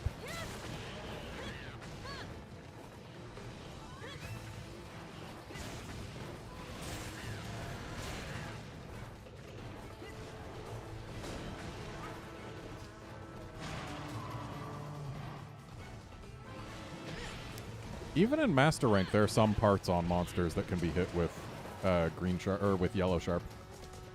Sharpness bouncing is only based on, like, if you look at a monster's hit zone values, sharpness applies a modifier to the hit zone value, and Yellow Sharp is, I think, like 0.75 times.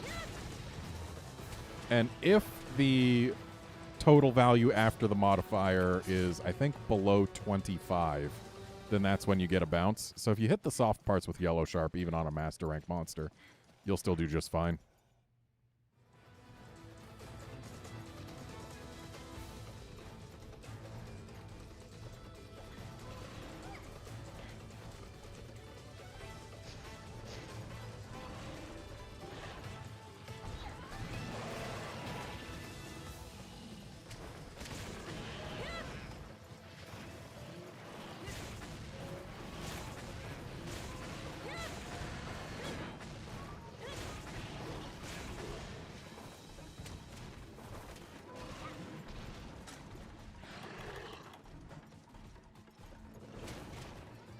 Well, Drake Great, it sounds like you should main Valstrax weapons. They don't have yellow sharpness.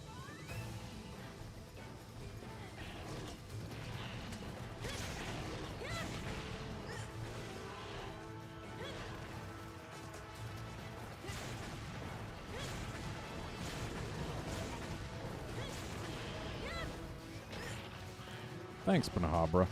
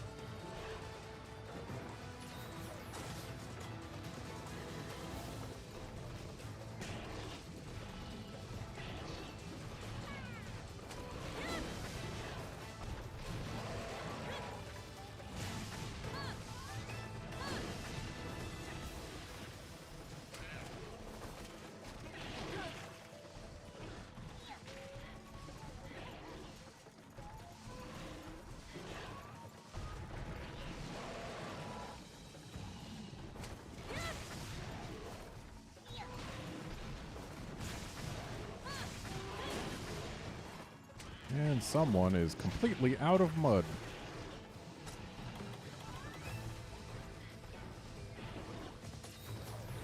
It's not me, I am currently in mud.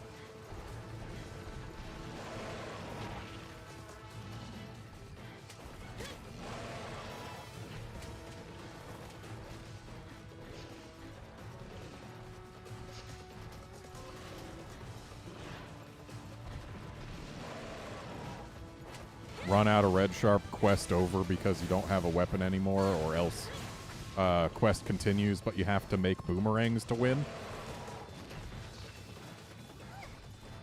That would be interesting.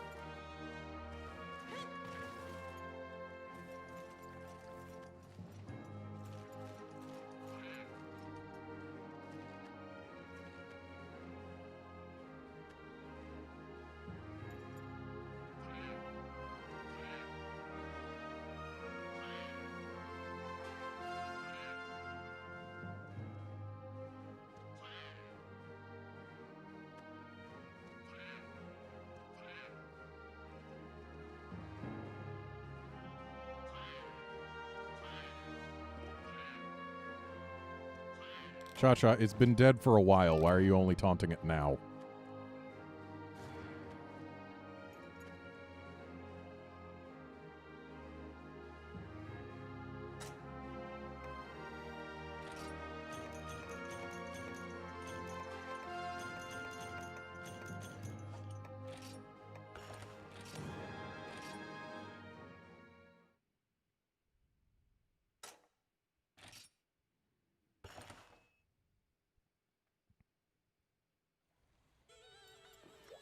And what do you have to say now? Oga Oga, idea for new mask. Gurgle gurgle into Cha-Cha's brain like tsunami laka. Finely crafted mask make big shaka stimulation to appetite. Hunter tummy rumble rumble. Cha-Cha leave plans with village chiefs junior. You already see plans? Must cha-check. Oga Oga.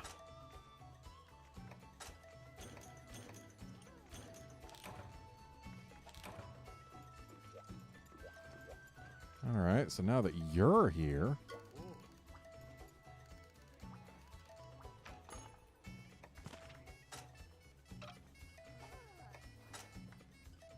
I will take this double BBQ spit.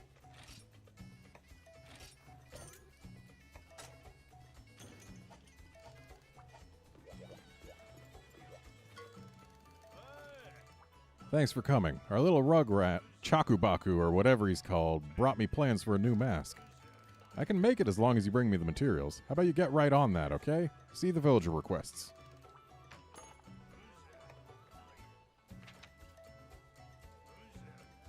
Later, Max. I forgot to get another cactus flower, but we got our farm making them.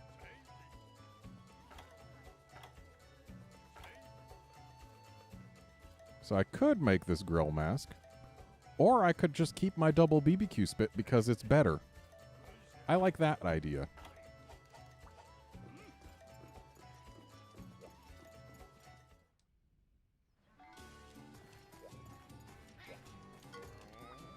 Dreamlord, I always actually found the double barbecue spit easier than the standard one, but Try was my first Monster Hunter game, so it's literally the first thing I got used to.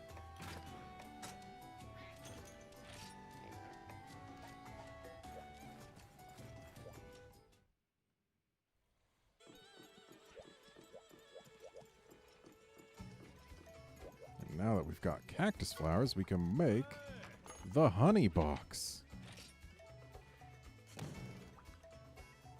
And the honey box is the most important box by a mile.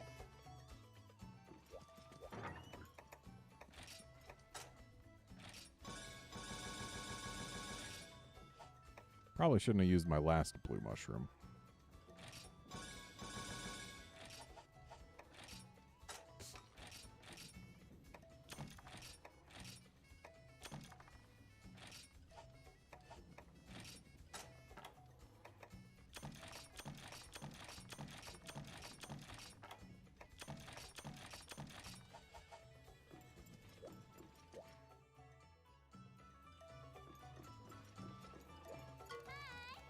Welcome back. Nice work burying that bear off.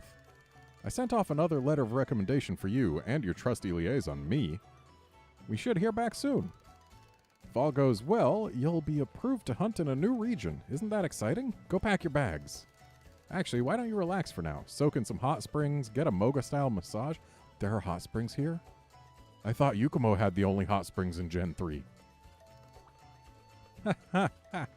Yeah, right. You've already got more work. Next up, a gobble. These suckers are large leviathans living in the flooded forest. Didn't need a book to tell you that. Why am I not using my notes? I went a little crazy while writing them. The lines got so small that I can't read a lick of it anymore. Bummer, right? So, you know how much info I can give you today? Diddly squat. How'd you like that instant decisive answer? I should go into management. Alright, let's get this gobble got. Also, let's buy more bug nets and stuff.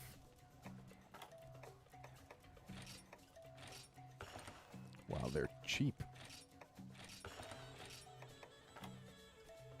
And we can send some stuff to our box as well.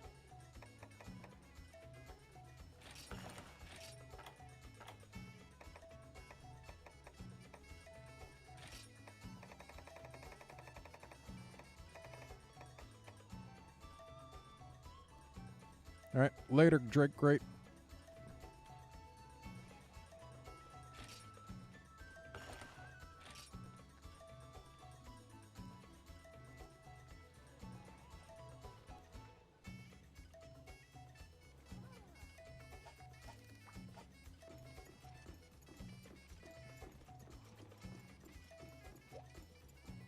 And here I was thinking, Shiva, that those GBs were supposed to be short for goodbye.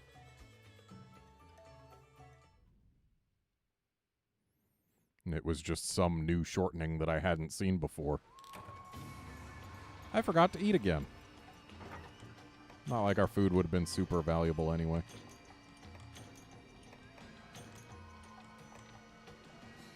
Yeah, we don't need the oxy supplies.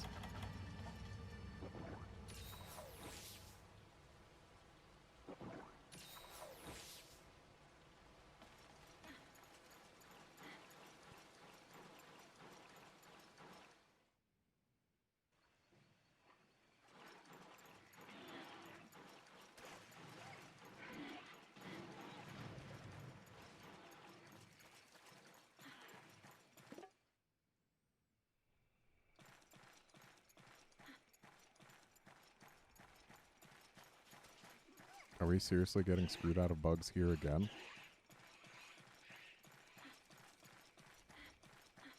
It's going to be fun running along the side of that in March.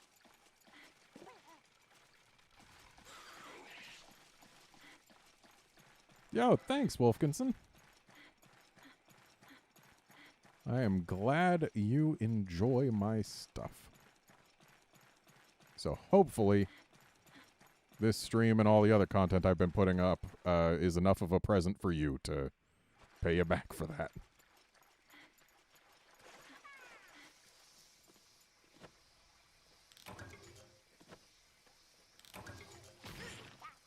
Wow. The very first Banahabra sting I take in this entire game got the paralysis.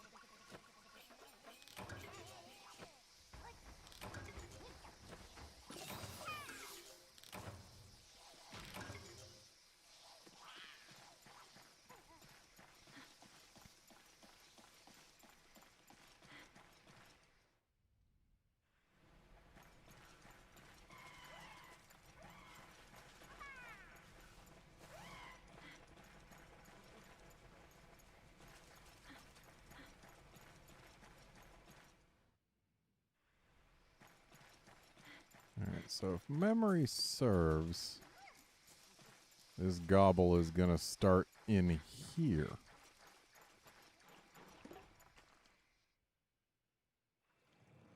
Memory does not serve.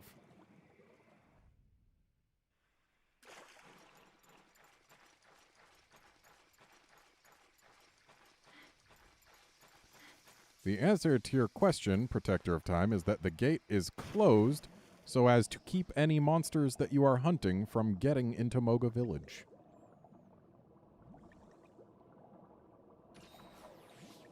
And it's closed due to guild rules or whatever. Like, while you're on a quest for the guild, they have to keep the gates closed for their own safety for as long as there's a guild hunter doing the quest in the area or whatever. They actually mention it before you take your first quest there. So, yeah. It's not just some thing that's never mentioned or explained.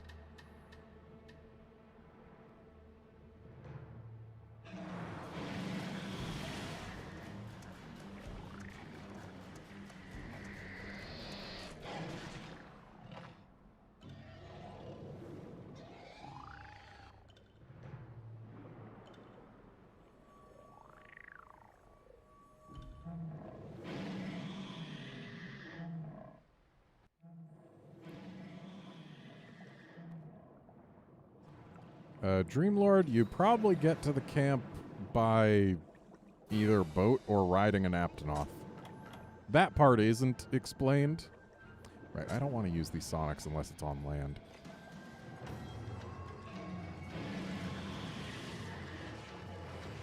Alright. Let's go for your little flashy thing.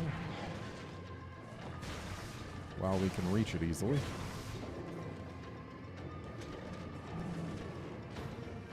Yeah, Monster Hunter World was actually the first game to ever explicitly define how hunters get to base camps. Actually, I guess GU did first. Airships.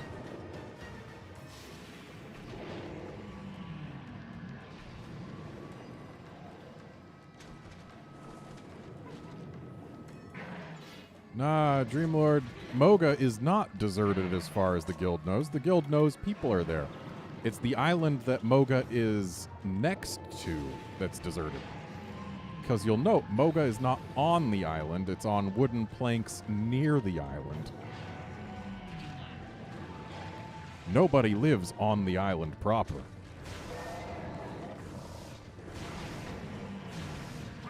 Later, Wolfkinson. Thanks for dropping by, and thanks again for the super chat.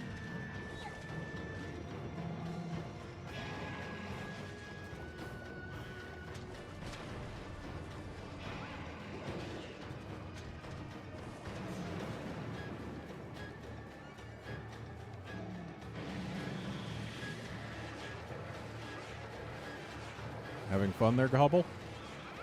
You're getting so many things in your mouth.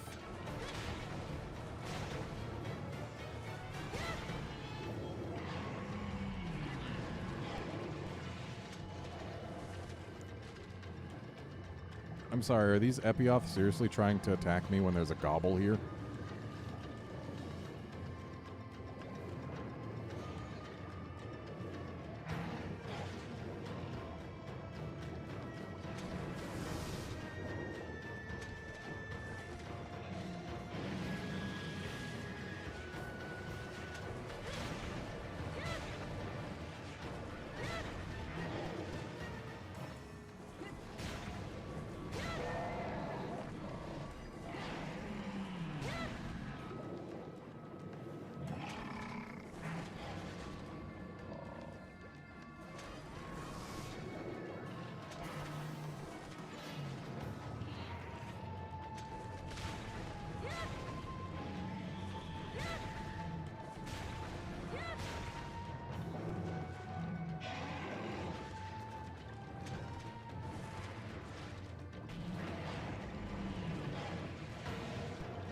Where you going, Pincushion?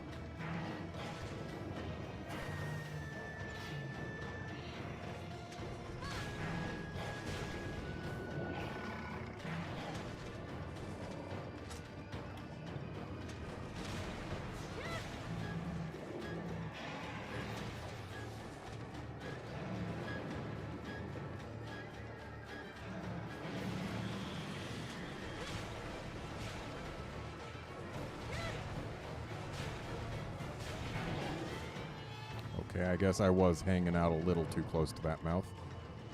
Oh, thanks for deciding to leave instead of just pinning me against the wall and murdering me there, Gobble. You definitely could have.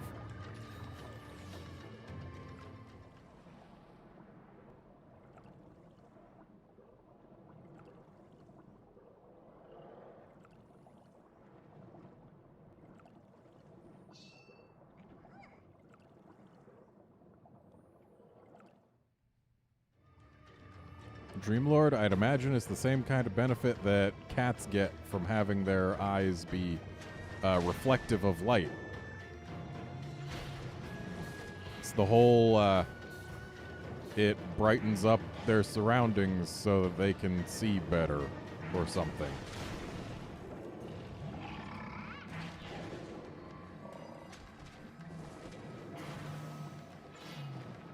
And besides, Gobble's eyes are right next to its mouth, and we know that it likes to use bioluminescence to catch prey near its mouth, as evidenced by its little antenna.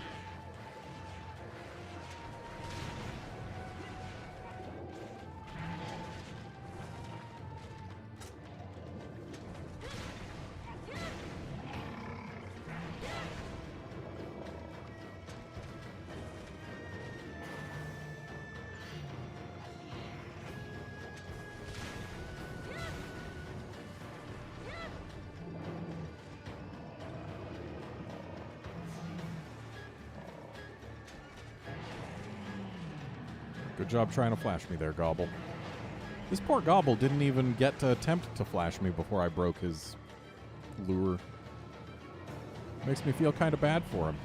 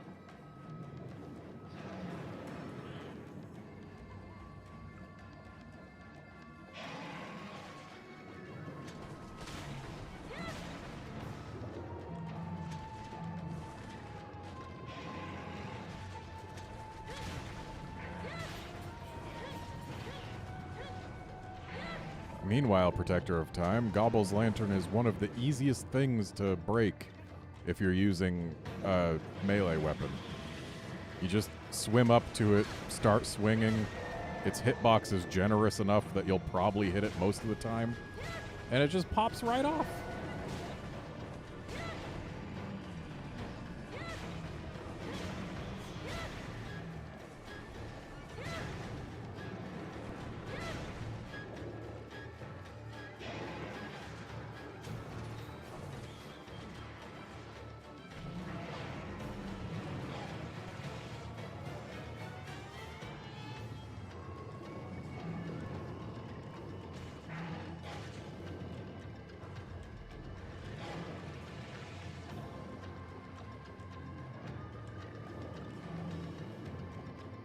Where you going, buddy?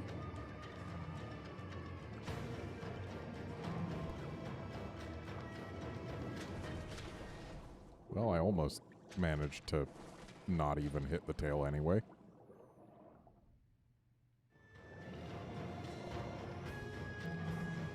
So, here's the thing about Gobble coming back in a game without swimming. Yes, it would fit, but Gobble loses even more than Laggy does when it's on land.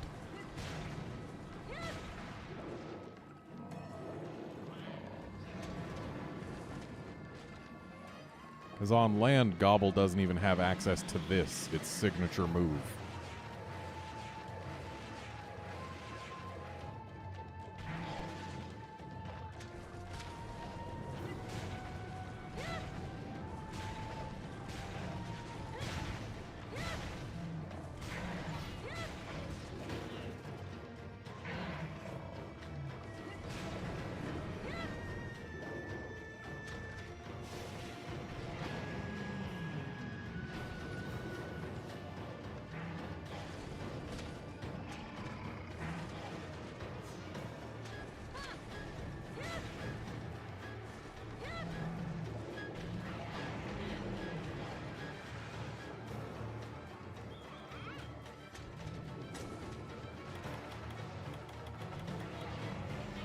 Oh wow, I already went through all my first aid meds.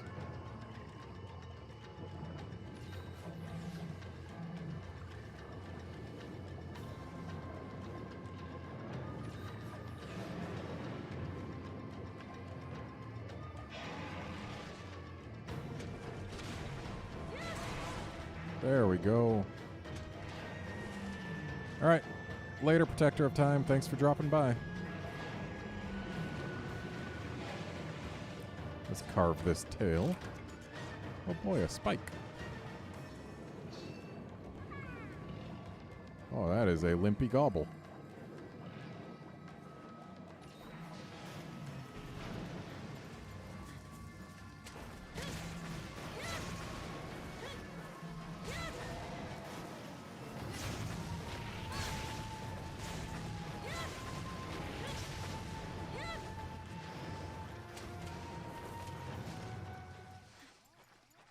I'm going to give it a little bit of time. I don't think it can sleep in there. But I'm going to give it enough time that if it's gonna sleep, it will.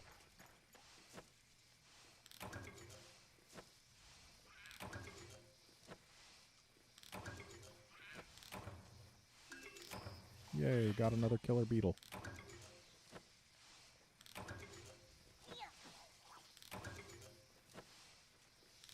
Cutest female armor is hard to say. In this game, it's absolutely a toss-up between Argyros and Lagombi.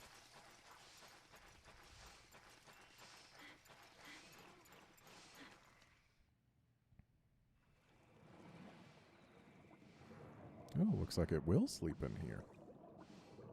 Which means we can carve a few whiskers. Actually, that music tells me that it's awake. But hey, I might be able to get a third whisker. Nope. Well, I mean, if you're just gonna try and flash me, then I don't see why I couldn't have carved a third.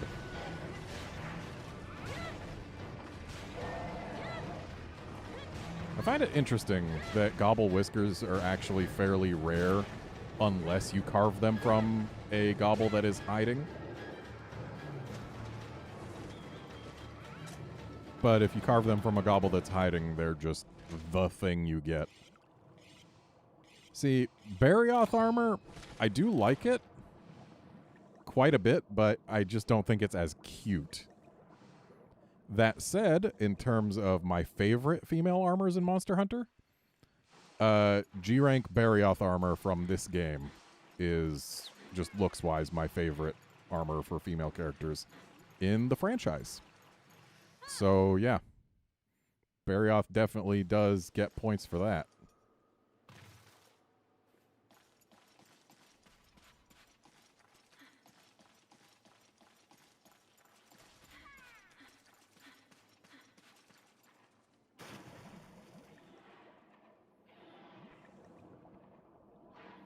Let's go carve some more whiskers. Or not. I guess we're not allowed to carve any additional whiskers.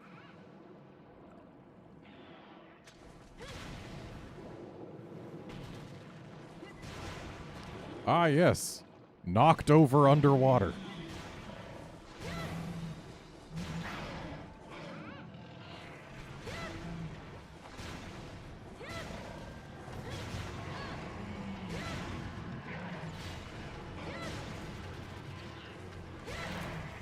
Gotcha.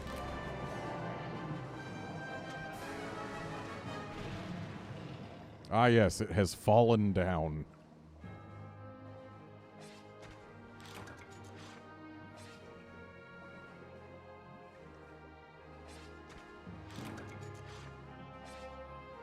I completely forgot that Gobble's teeth were the same color as its mouth.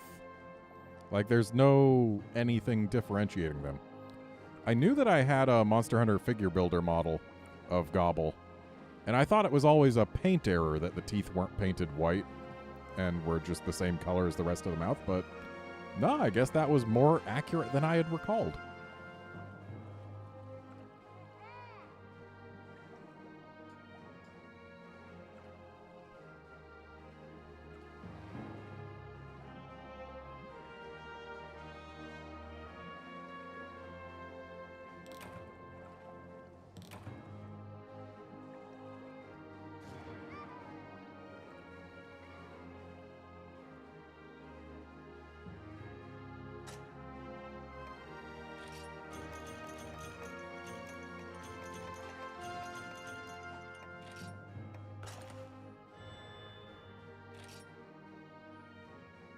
I'll take that. It's one of the skills that I actually like having, especially in early game.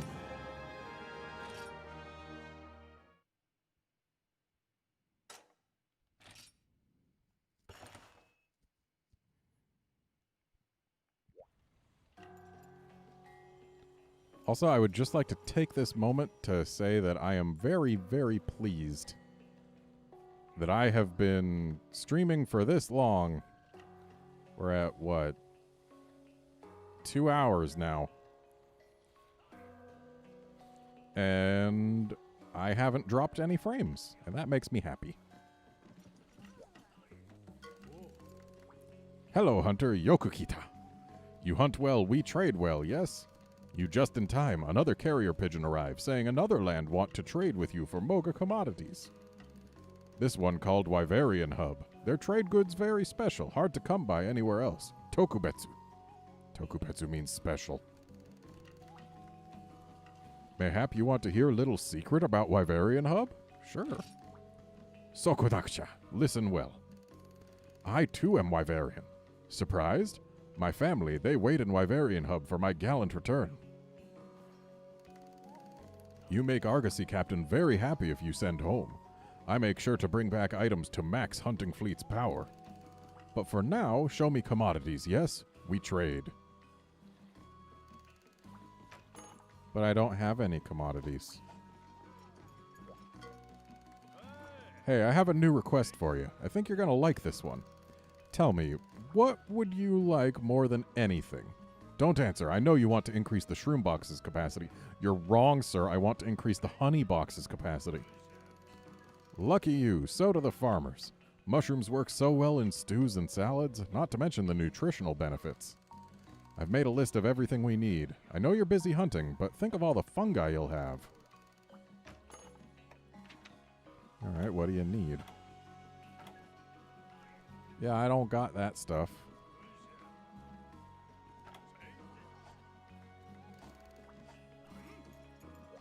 And now you're going to tell me that gobbles exist? Or not. The orders are in! The orders are in! It's an unprecedented honey boom! Those poor city slickers are shellacking the stuff on bread, raw meat, you name it. The slim fat diet is a phenomenon. People have figured out that genuine Moga honey has more calories than than other kinds. Not than any other kinds. I just used a superlative that wasn't there. It's 'cause we make it with love. I didn't know love was a high-calorie ingredient. In their rush to look like fat cats, folks are spending so much money on our honey that they'll never end up rich. Ironic, don't you think? Anyway, we're way behind in honey production, so the farmer and I have made a decision. We're going to boost honey production, and we need you to collect the materials and resources, naturally. I've made a list of everything we need. Think you could do us a favor and track this stuff down at some point? So, Nightmare, there are actually not that many fish people that we see in Moga. In fact, I think it's just the fleet here. The guys who have the pale chests but dark backs, those are the fish people. Like, you can actually see a visible difference between them and, say, the village chief here, who's just tanned. Junior, who's just kinda tanned.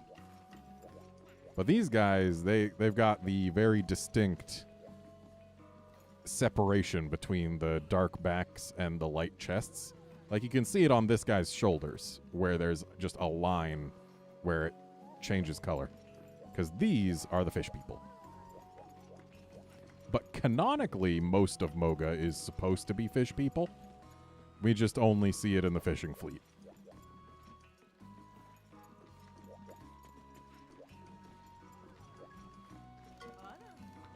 There you are. I've been praying you'd stop by. I had a business breakthrough recently. I finally found a reasonable supplier for the oh-so-useful pellet shot level 3, except I don't use bow guns. Now you don't have to skimp on the heavy firepower. Oh, just thinking about you using it makes me woozy. A little. Except I'm not going to use it. Ever. I've gotten more than a few other new items as well. Some might seem a little esoteric, but trust me, you want them. Browse my wares for as long as you like. Seriously, stay a while. Stay forever. Just kidding. Ooh, you got potions in stock. That's just what I wanted. How did you know? 60 should be plenty for now.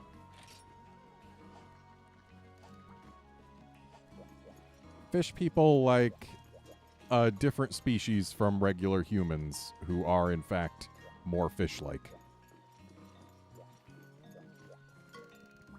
Oh, hey, I've got a favor to ask. Not 2 days ago, the itinerant cooks came sniffing around for some extra nice pieces of fish. Naturally, being a ex-angler, I believe you mean an ex-angler, sir, and all, I told him I was the man for the job. Trouble is, my fishing rod is a little on the flimsy side. It can only handle your everyday kinds of fish. So I figured I'd make the ultimate fishing rod for this job. If I catch a big one, I'll toss you some of the tastiest chum, old chum. I've made a list of everything we need. Try to take some time out of your busy hunting schedule to get this stuff. Alright, let's see what all we need for stuff. Ooh, I just need busy bees for the honey box. I can get those. And I need frogs and bones for this.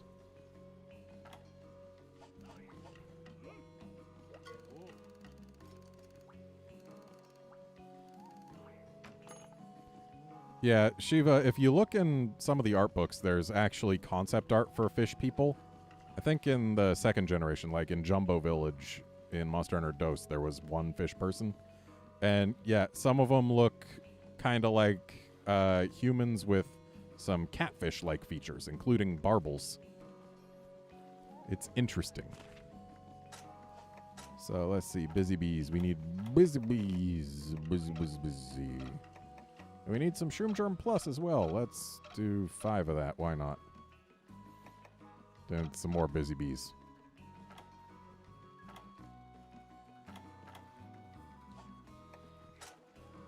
And then we'll toss a Moonlight Fang and some fine pelts, and I don't have enough stuff for this. We gotta get rid of some busy bees. Yep, gotta get rid of some busy bees. Let me get that power paddle back.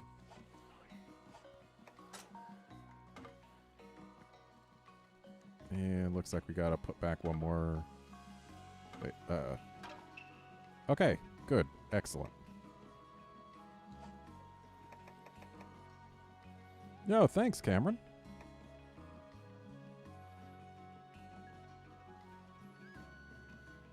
And happy holidays to you as well.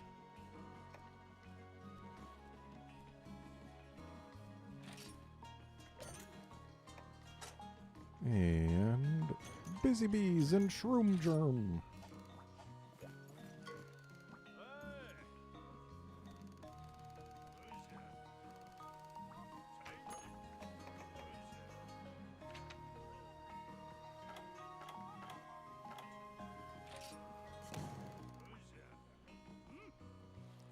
So now we can do more honey, which will be useful once we can do honey.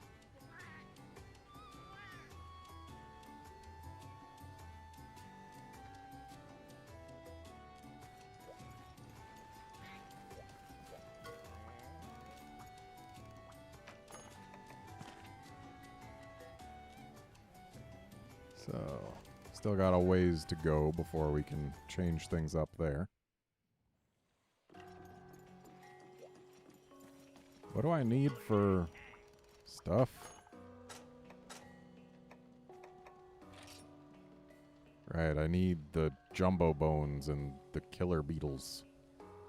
Still need 2 more killer beetles.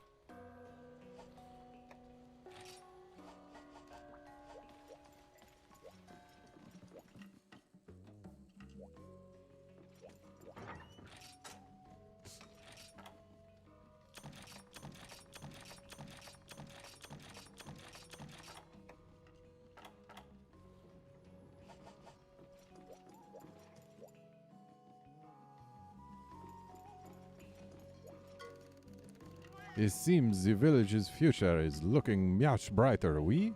Très bien.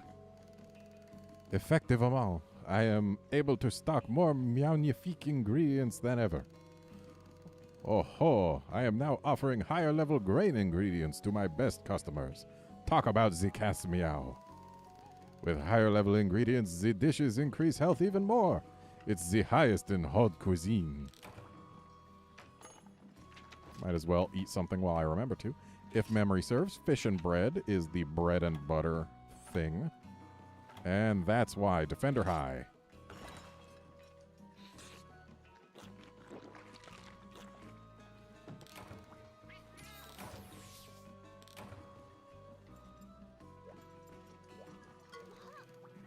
Hey there, nice work on that gobble hunt.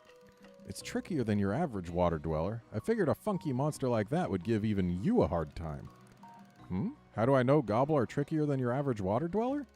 Well, geez, everybody at the guild knows that.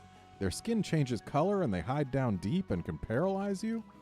I could have mentioned that earlier, huh? Well, hindsight is 20/20. Let's just focus on the future, shall we? My heartfelt letter of recommendation got through to the guild. You've been okayed to move to a new region. A land so cold even time is frozen. The tundra.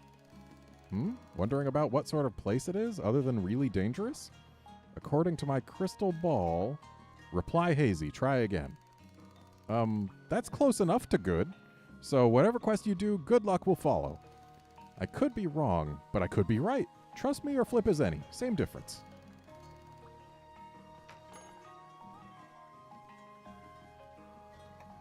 So, we can do all this stuff. And yet... Oh, hey, now we can do Lagombi.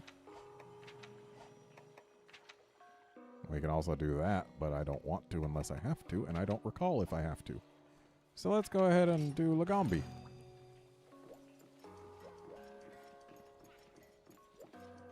Can get jumbo bones from Lagombi too.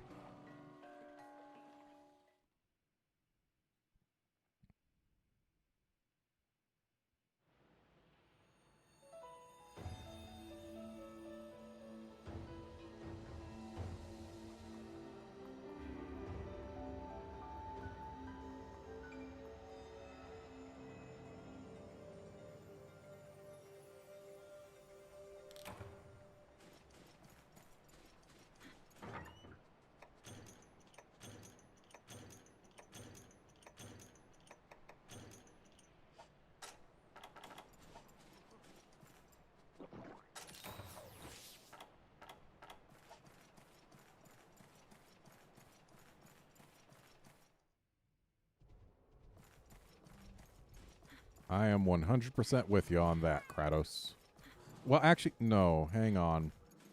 The Hoarfrost Reach is incredibly good. I do like the Tundra, but I think Hoarfrost Reach has it beat.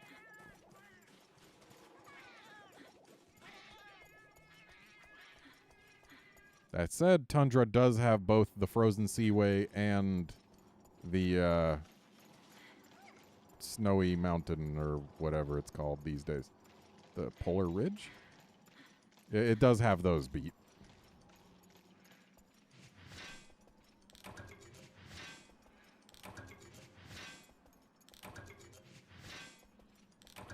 Dreamlord being still in leather gear in low rank in this version of this game is like there's no reason to upgrade out of it. Didn't mean to do that. Because check it out. I've got 62 defense. I don't need any more. Would more help? Sure. But I don't need any more. I'm pretty sure I've got more defense than I would have if I was playing the Japanese version of the game and actually using level appropriate armor.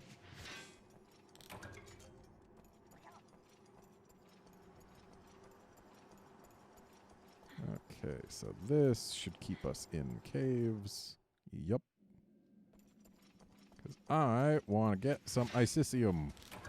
Or Gracium. Gracium's the lower level stuff, right?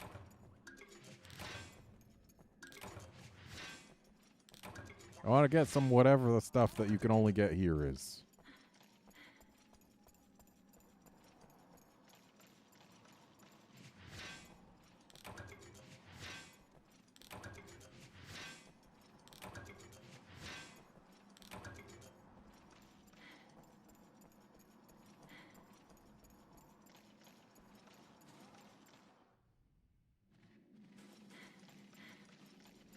Of course, it would be easier to get the Tundra exclusive, or if we could find any freaking blue nodes. Hey, you know what? You stop it. Yeah, go for Cha-Cha.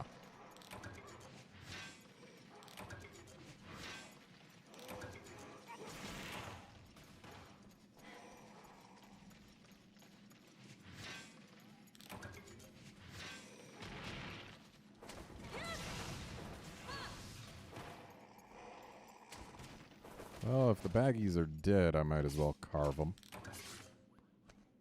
In hopes of getting something better than bird wyvern fangs.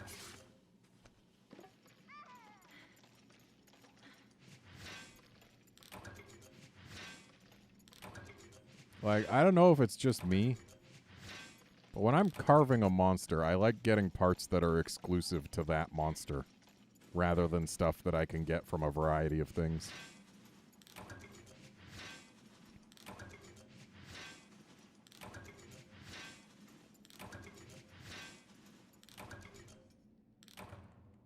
There we go, Isicium. Don't know why I thought Gracium was the low-rank stuff, but whatever. We don't need that flash bomb. They just give it to us because Lagombi likes to go in straight lines, and whenever anything likes to go in straight lines, they like to give you flash bombs to say, hey, look, if you blind it, then it won't know what straight line to go in.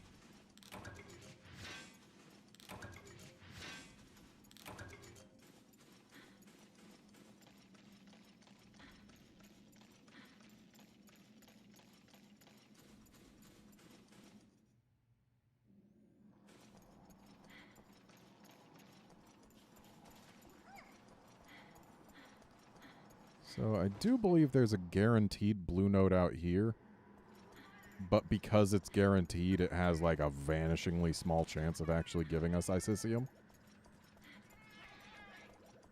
But it's here, so we might as well make use of it. Give that back. Yeah, super give that back. You're not allowed to steal my pickaxes when I'm mining, you jerk.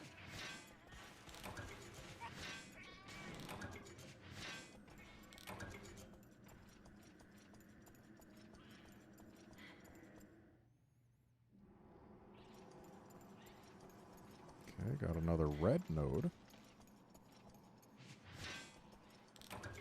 Fun fact, the first time you're going to encounter any given monster is always the best time to do your mining runs and stuff. Because you don't got to worry about tracking them down. Their intro cutscene will keep them locked in place until you encounter them.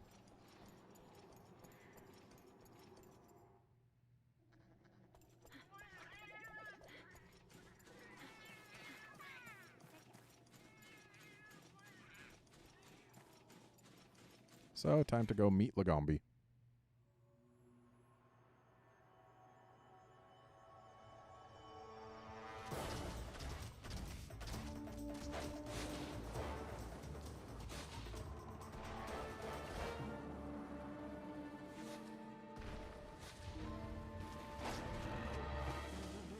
Nice flip.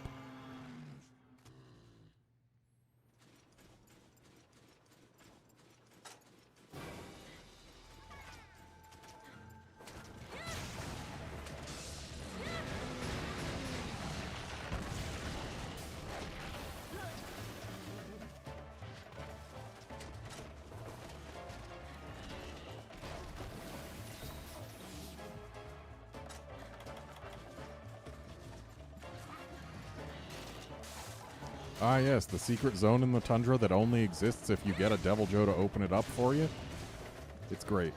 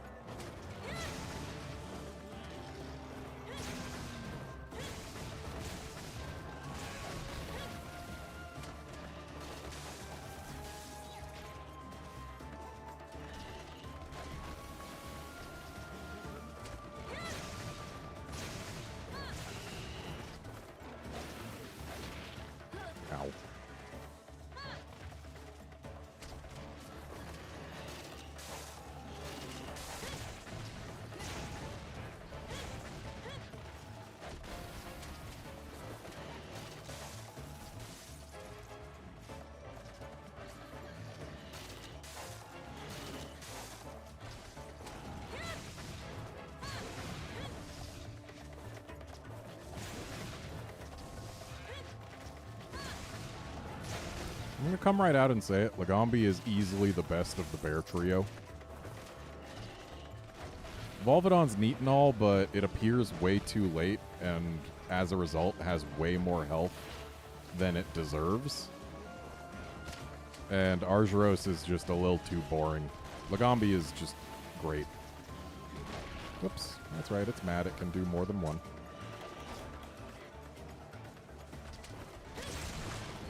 And there go the ears. That's another thing that's nice about Lagombi. Its breakable part is the part that you want to be attacking anyway because it's soft.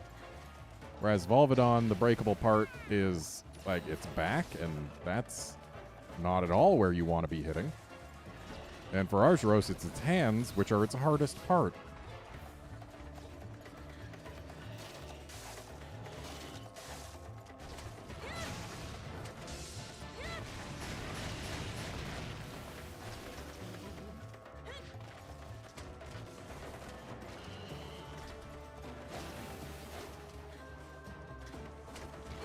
Okay, you have to remember that I came from Monster Hunter Tri, where Devil Joe was the only monster that could open that secret area. And I dislike fighting Jade Baroth, so I avoided fighting it as much as possible, so there's that. And also, I preferred fighting Brachion any map other than this one. So that's why, in my mind, it is still the secret area that only Devil Joe can open. In other words, excuses.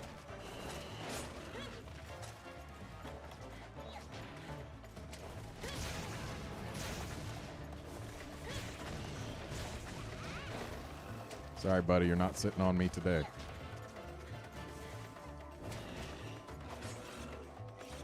Don't do it, Baggy. All right, thanks for waiting.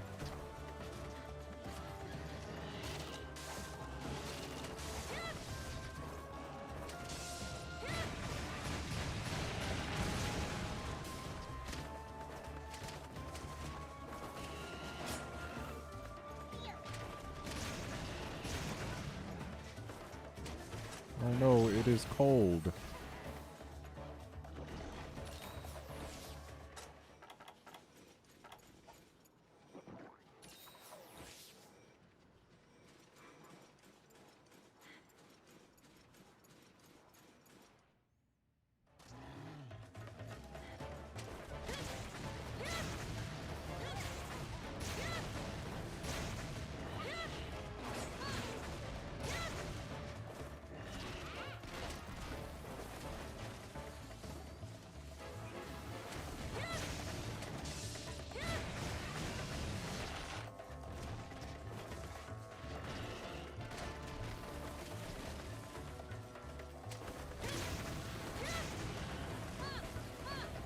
Always fun when you have a monster who is on the floor and who you knock down again.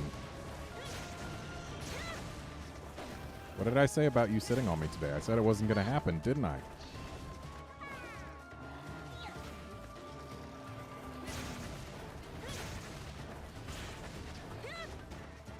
And that is one limpy rabbit bear.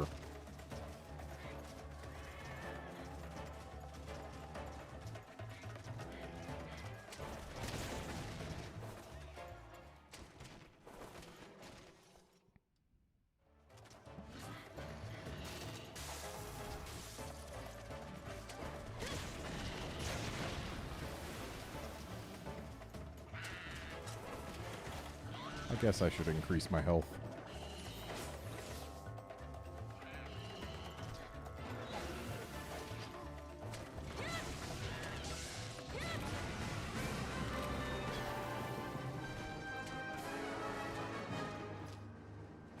Alright, now to find space in our inventory for all this loot that we're going to get, unless it's just all claws.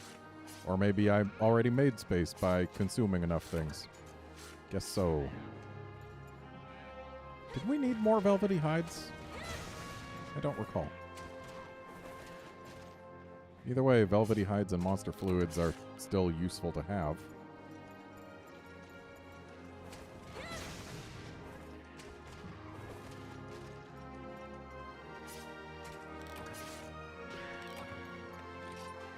Don't need account items.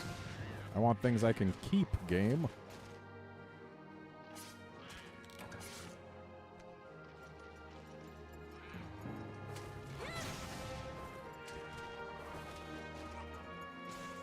Will there be time to get this one? Nope.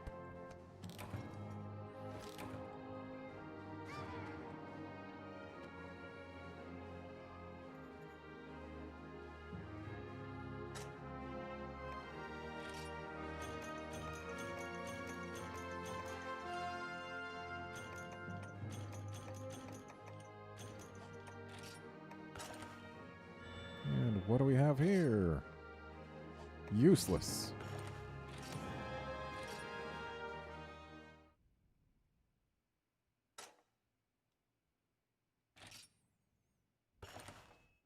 That Lagombi is bigger than a Groudon.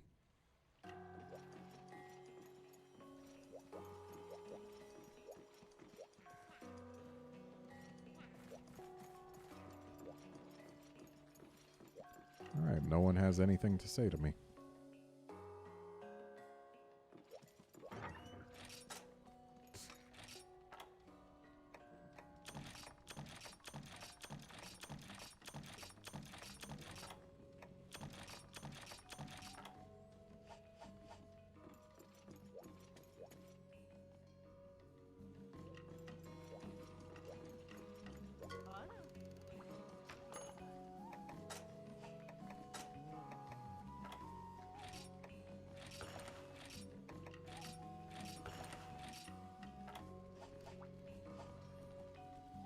Actually, let's get more potions too.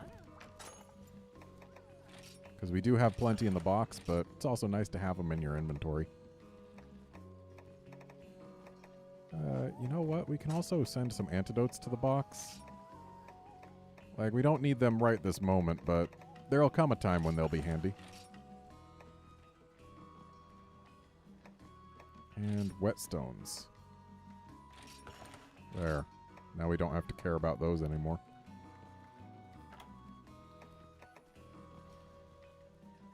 Oh, Lord McSmith, are you saying Pokedex weights are bull just because Wailord is literally lighter than air? Is that why? Seriously, literally anything with a number in the Pokedex is not to be believed. Because they are all either superlative as heck or just otherwise very wrong for how things are displayed.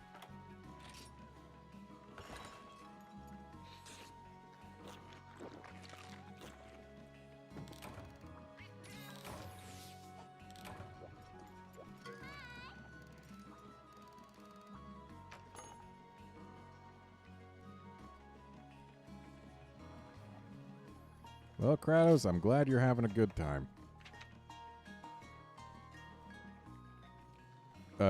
Dreamlord, it's not a balloon whale, it's a float whale. Completely different terms that mean completely different things. Balloons and floating are completely unrelated after all. Anyway, let's fight this great baggy.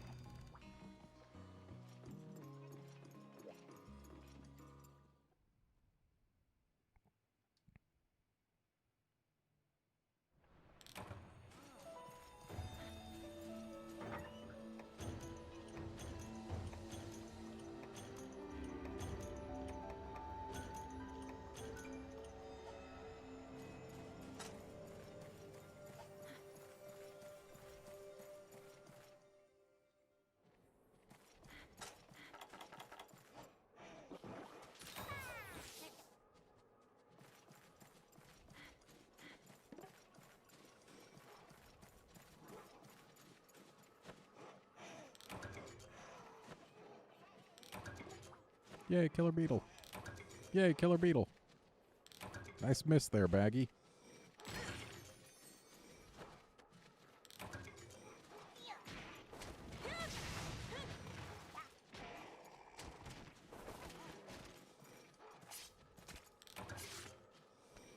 Can I please get, like, a Baggy scale or hide game? I need to get more than just bird wyvern fangs.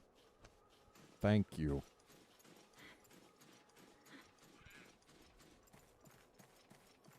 So, gonna do another little mining run here. And I'm gonna ignore the baggies for now. Cha-Cha, do you seriously think that small baggies are worth having a plan for.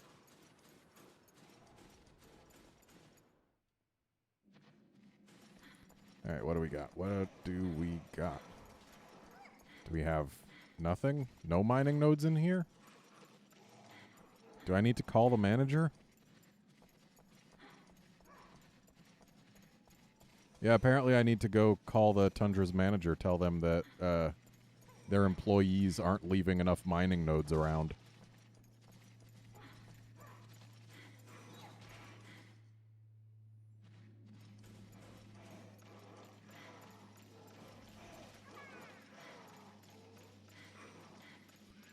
Yes, Dreamlord, Giginox's tail is breakable. And you can get a maw from it.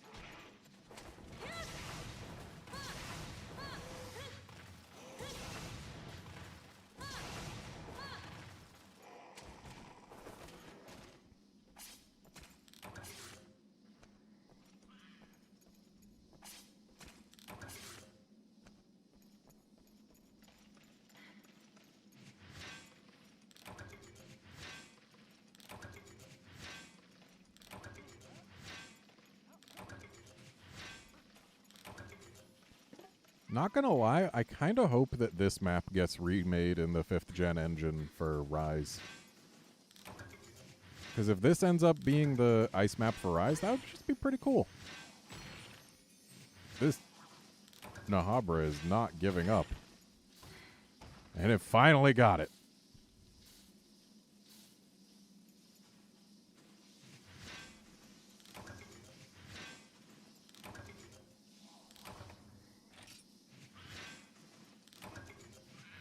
Cool. Cool.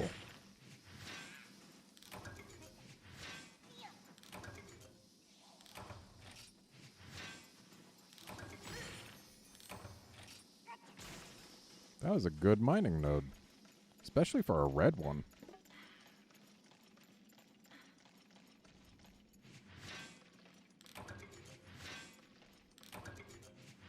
Cool. Stop giving me bloodstone. I don't need it. Okay, that I might need.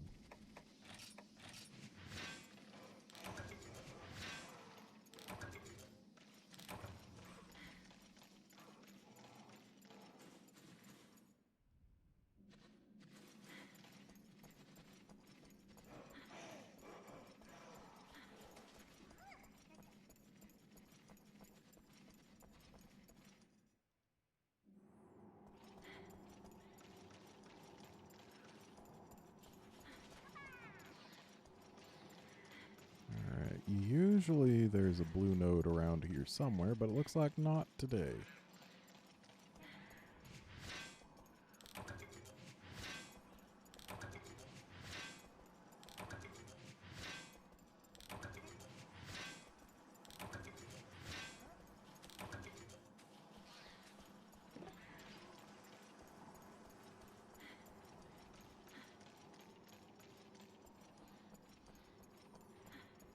And we'll mine this node, and then we'll get to fighting our baggy.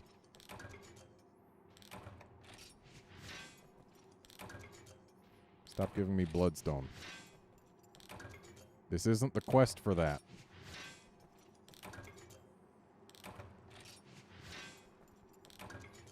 Please?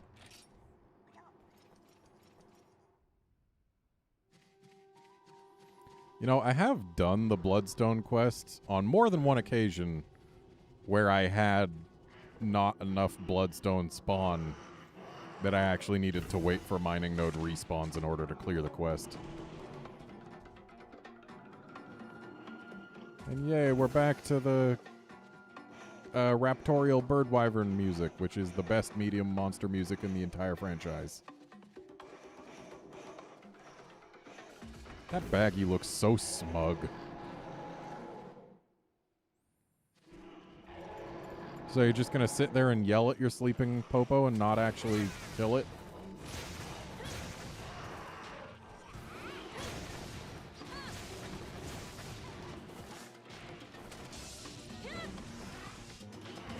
Well, looks like it's your lucky day, baby Popo.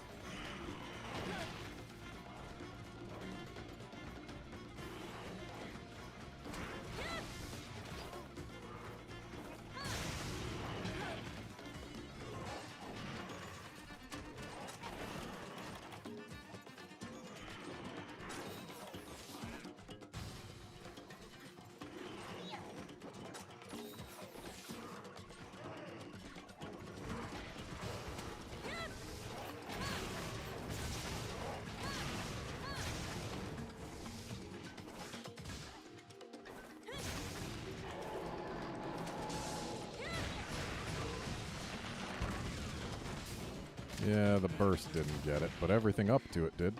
Hey, Cha-Cha, a little help? Thanks. Would have been nice if the flinch lasted long enough that the shoulder tackle didn't get me, though.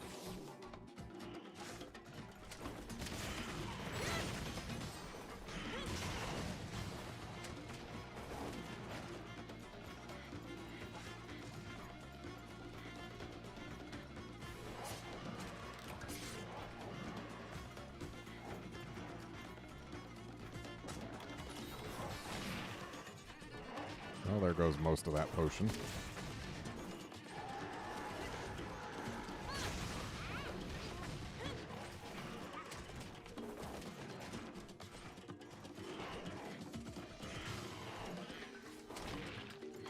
Thanks, little baggy. Thanks for the timely assist, Cha-Cha.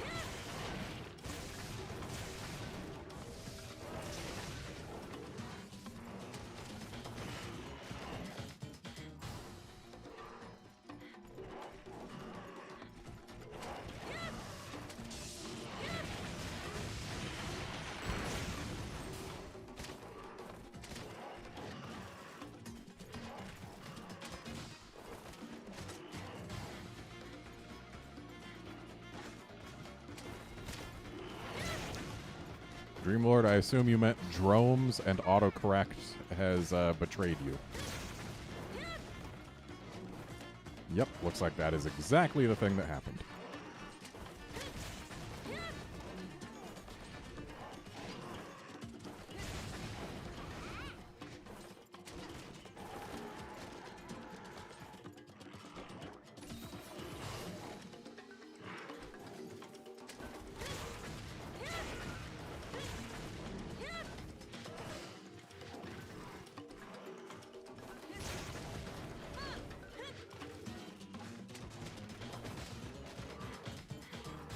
Where you going, Baggy?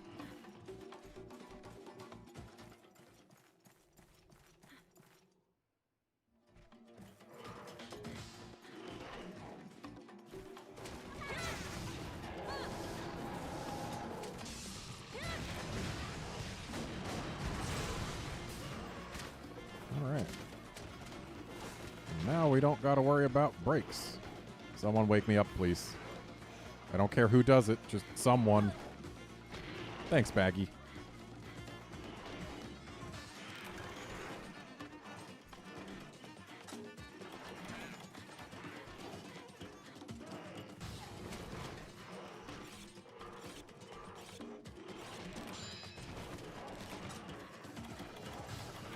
Another thing that's great about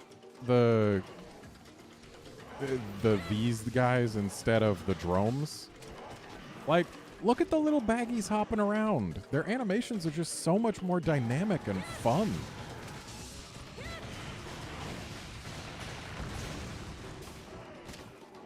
Everything about these guys is better than the dromes and preys. Everything.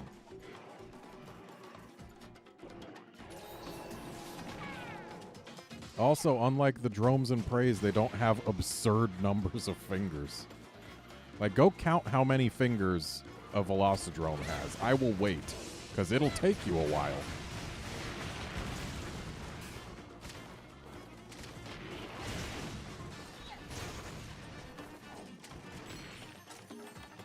Did I seriously use a Mega Potion?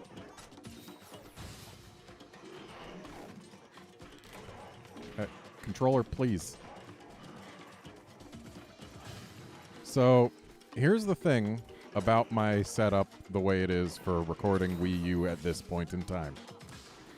My Wii U is behind my TV. It's a big TV. It blocks a lot of real estate. My Wii U is all the way behind it. I don't know where the baggie goes from there. Yeah, my Wii U is completely obstructed behind the TV. I cannot see the thing. I'm about, let's say 12 feet away. And also my laptop is between my hands and my TV. So every once in a while, not often, but every once in a while, the connection on the controller drops for just a moment and it keeps on having me go in a specific direction based on the direction I was last going.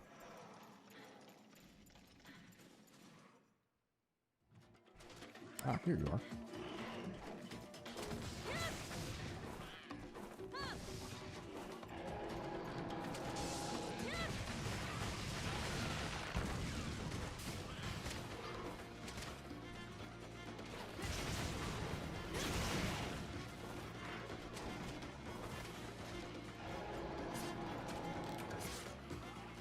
I also really like how much more aggressive the baggies and jaggies and mini roggies get when they've got their leader leading them.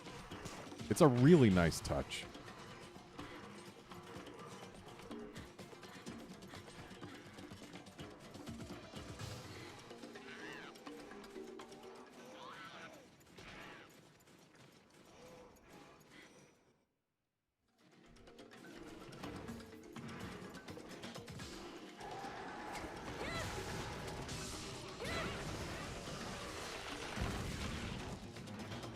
All right, someone wake me up. Okay, I was kind of hoping it wouldn't be you, but it works.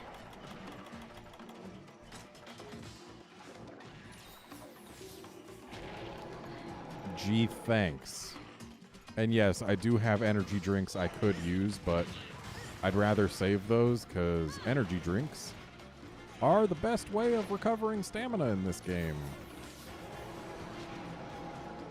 Because they can be used underwater. So can rations, but in high rank and beyond, you don't get to start every quest with rations.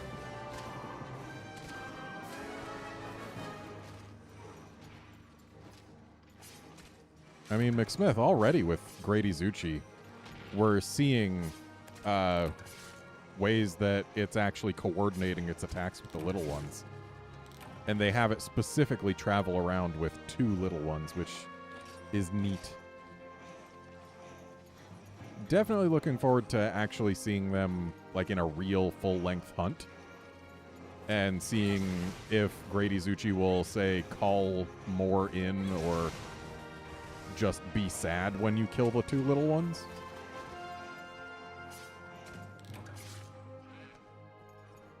Because if it calls more in, then great. If it doesn't, then that'll be just really disappointing. Like, oh, you killed the 2 little ones, so it's completely neutered for a little while. That would be dumb.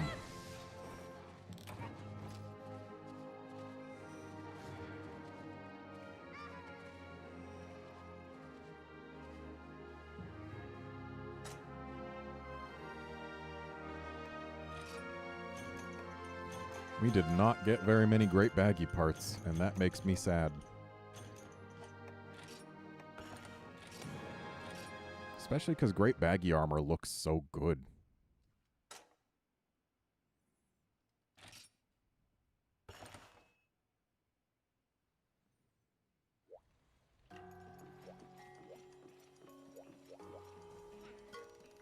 Hey there, Hunter. Thanks for coming. I've got a bit of a request for you. You know there's still one field on the farm that hasn't been restored yet, right? We want to till that land so we can bring farm production back up to pre-earthquake levels. If we fix it up, the amount of crops we can harvest will increase too. By now you know this is going to take some materials and resources. Hey, I'm sorry to keep pushing this on you. I've made a list of everything we need. You've done so much for us already, but please try to make some time for this. Alright. I'll make time for it. What do you need?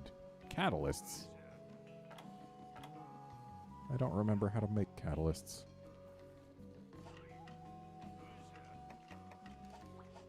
Isn't it like bitterbug and honey? I think it is.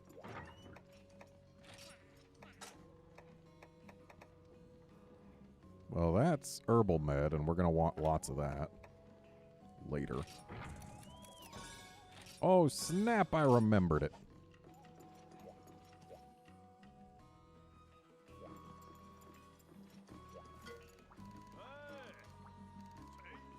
That's the thing about combining. In Monster Hunter World, you just have the whole combo list right from the get-go, so I never really had to care about stuff. Oh, thanks, Burton Productions. I'm glad you're enjoying my content, and happy holidays to you as well.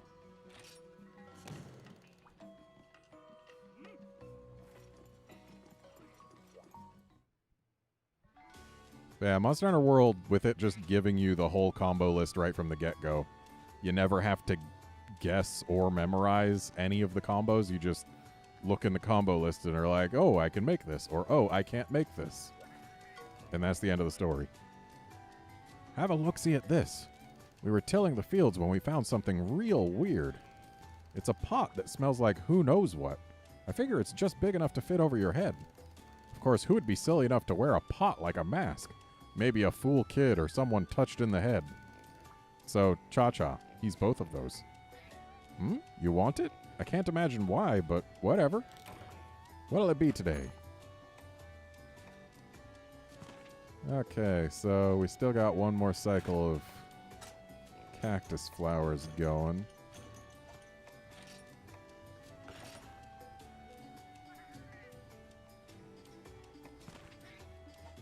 So here's the thing about what the big final boss of Rise is going to be. We have no way of knowing. They do a pretty good job of hiding their big final boss monster. And like, yeah, pretty much every game it's been something of a surprise. I mean, I guess in the 4th gen and earlier they kind of teased some of them. Like, we got the teaser of Dire Miralis at the beginning, or in the opening cinematic for 3U. We got a tease of Dalamadur in the Monster Hunter 4 promotion materials. But like Alatreon, Gogmazios, Xenojiva, Shara Ishvalda, all of those were just completely hidden until the game was actually out. So like, yeah, we have no idea of... also, Atal Ka was completely hidden. So, like, yeah. There's a lot of things where they just decide not to show it off to anybody, so it gets to be a big surprise. Amatsu. Well, Amatsu we kind of caught a glimpse of. But, like, yeah. There's a lot of surprise things, so I don't think we can make any speculation whatsoever what the final boss of Rise will be. Come here, kids. Step a little closer so I can have a look at you. Uh-huh. Yep, you're ready. So here's the word. The Legiacrus has been sighted again in Moga's waters. You know what that means. Yep, but don't you worry. I can tell you right now, you're up to the task. Heck, I bet you're tougher than he is. I mean, I was already up to the task before, buddy, and now I've got a better weapon. Now listen up, kid. The Legiacrus has got special organs on its back that it uses to conduct electricity. You gotta watch out for those. The more juice the beast generates, the more brilliantly they shine. Actually, it's a lovely sight, I hear. The glow gets so bright that sailors have mistaken it for lightning. Problem is, most of those sailors are 100% certified dead now because they didn't clear the heck out of there. See, once the organs are charged, the Legiacrus releases all the electricity at once in a vicious, deadly attack. The prettier the sight, the more you've got to beware. Kind of like my first girlfriend, come to think of it. Anyway, just tread carefully around that glow. Watch out! There, I yelled it. Now you won't forget. Also, I would just like to point out, he's saying that he's talking smack about his first girlfriend. He lives in Moga Village, a very, very small village with a very finite population. Are you sure you want to be talking smack about your first girlfriend when she is probably within earshot? If there was just some way to keep it from charging up juice, you might stand a fighting chance. Oh, did I say fighting chance? I meant a better chance. You'll be fine. The guild has agreed to make this quest official, so drop by the quest counter just as soon as you're ready.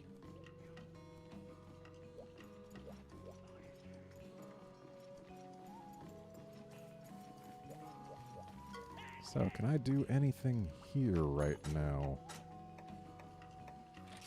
The answer is no, I am one bone shy. But that's just weapon. Well, can I do anything else weapons-wise? The answer remains no.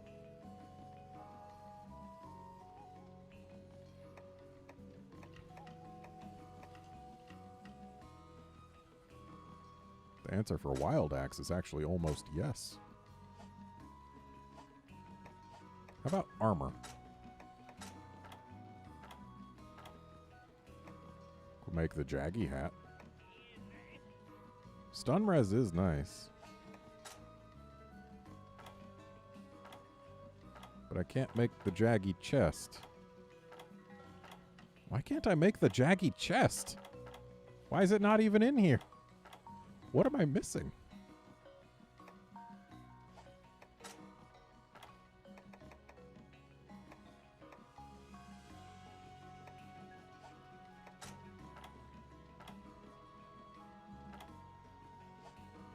Well, point is I can't make anything that matters, so we're just gonna fight it in the same gear that we did the first time.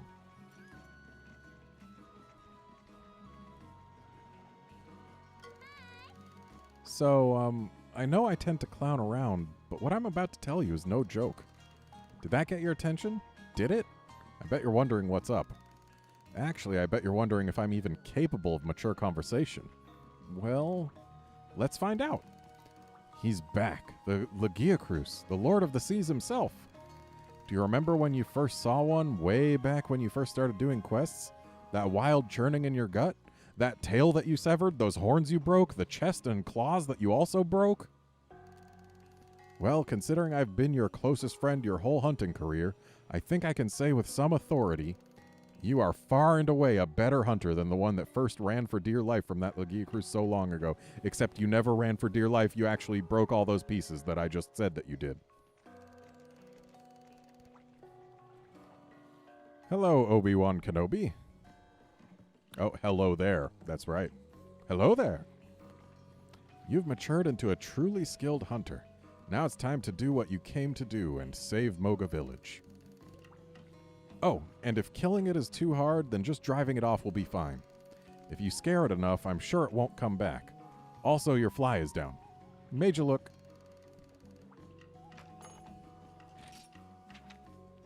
Alright, time to not kill, but actually just repel a laggy.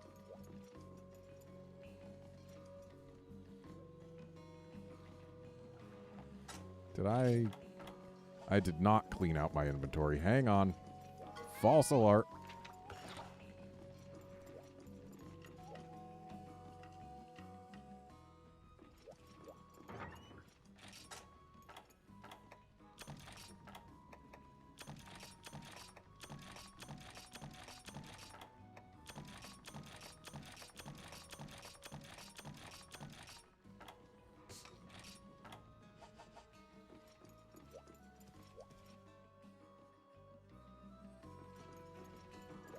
Let's have some food while we're at it.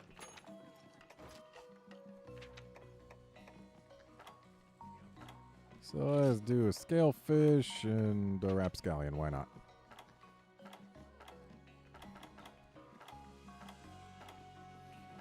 And we'll go with medic.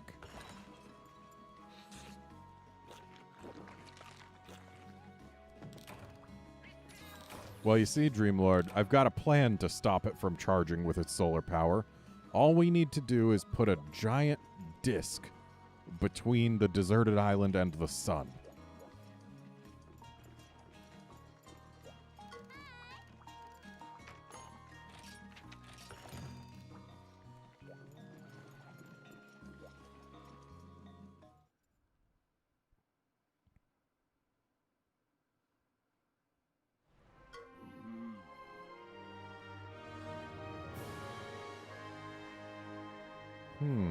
So the time of reckoning has come. It appears the terrifying Legiacrus has emerged from the sea. It's been spotted as close as Area 5 on the map. As you well know, kid, the Legiacrus is one bad beast. Now, I could have handled him easily when I was your age, sure. Anyhow, you've come a long way, kid. Now's your big chance to shine. Oh, I'm so jealous of you right now. Summon up all of your strength and challenge the Legicrus. Make all of us proud, kid. Alright.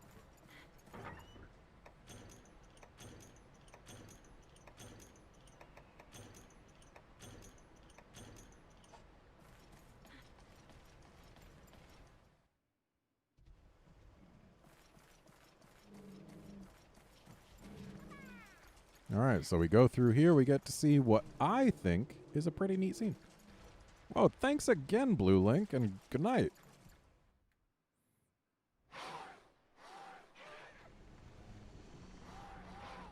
Hope you had fun watching.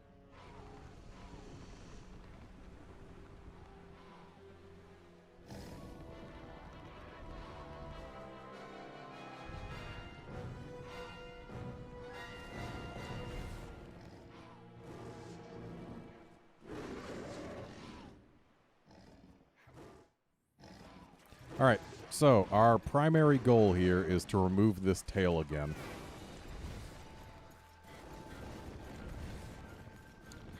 I'm honestly kind of amazed that it grew back so quickly.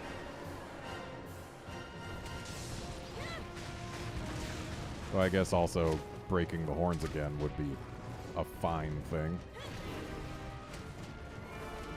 Because the tail and the horns are the highest priority breaks.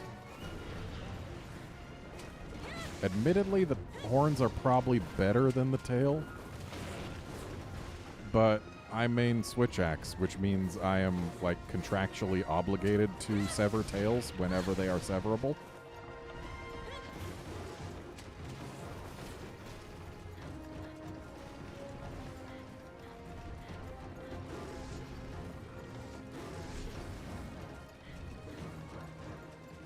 Dreamlord, I think Standard Laggy can come here to Area 5 again. It just almost never does so. Because in order for it to even come here to begin with, like, you need it to get tired so it gets on land, but then you need there to not be Epioth for it to go get in the water for it to go further on land. And then you need to keep it tired. So basically it requires concerted effort of, like, a hammer to, or someone with exhaust shots or whatever to keep it exhausted, and some people in the water making sure there are no Epioths for it to decide to eat.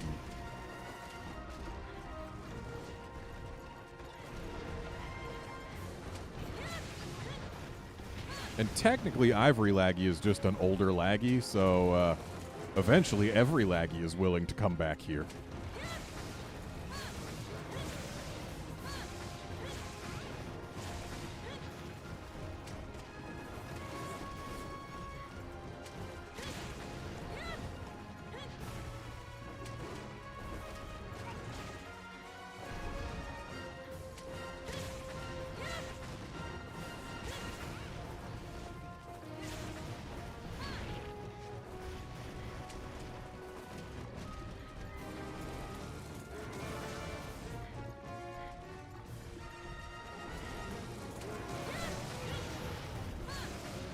That's a tail flinch, and that's a tail cut. Let's carve this thing now. Because speed carving is a thing.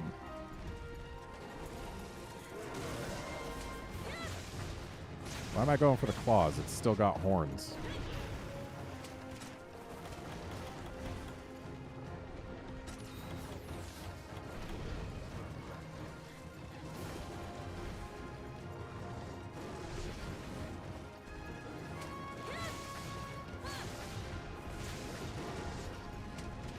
Where are you going, buddy? We're not done here.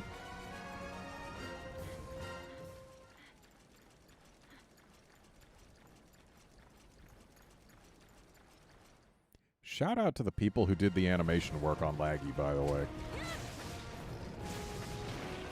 Seriously, just all of the design on Laggy. It is a fantastic looking monster, both when it's holding still and when it's in motion.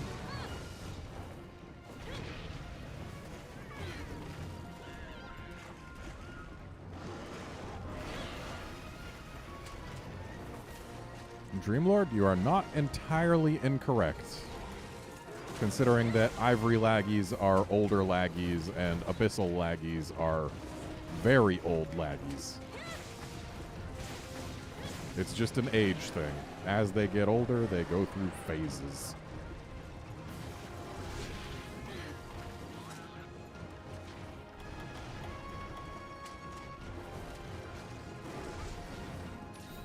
And here's where I give a shout out to Monster Hunter Generations Laggy for having those weird lightning antenna when it's enraged, making me not have realized for a brief moment that this Laggy is in fact enraged, despite the lack of lightning antenna.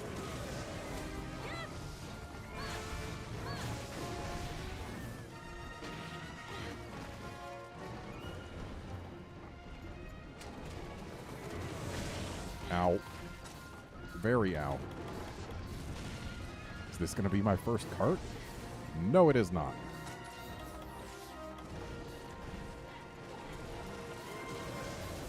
Carting in low rank is for people who cart in low rank. I'm not one of them. But Redmond, I hear you saying, you're still wearing leather armor. My answer to that is, who cares? I don't cart in low rank. I don't care what my armor is.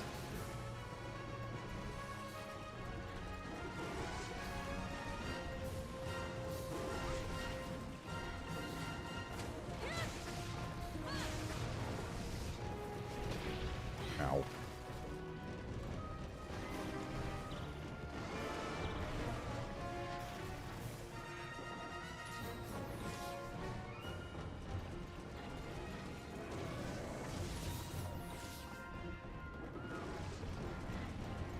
Out to the sea, huh? I hope we can get the horn break before it runs away.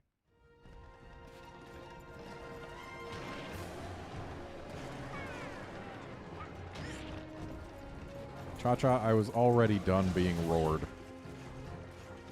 Laggy, please get out of there. Thank you.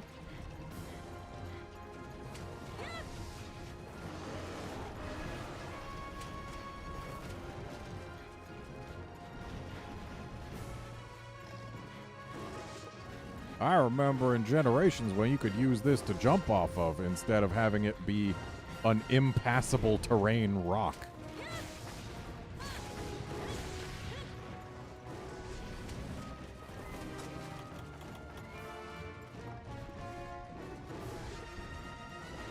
Yes, Lord McSmith, this Laggy is in fact unkillable. Once you get it below a certain health threshold, it runs away and the quest is over.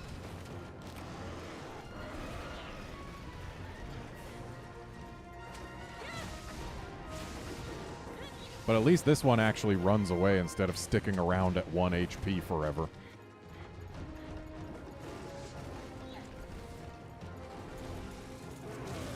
This one doesn't give you that hope that you might be able to kill it.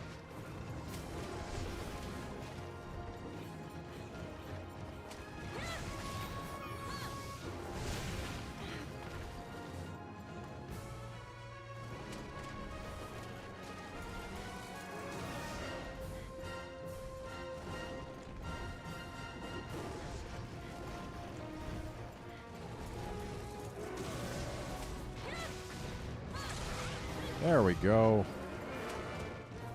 Now to work on the lower value breaks.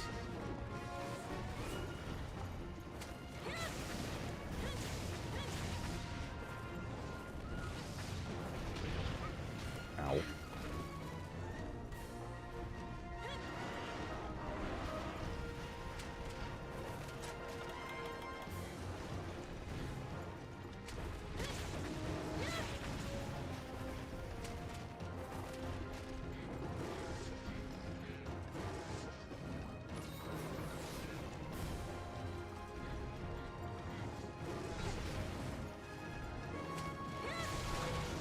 There go the claws. We're not going to get the back break, but I might as well put the slightest amount of work towards it.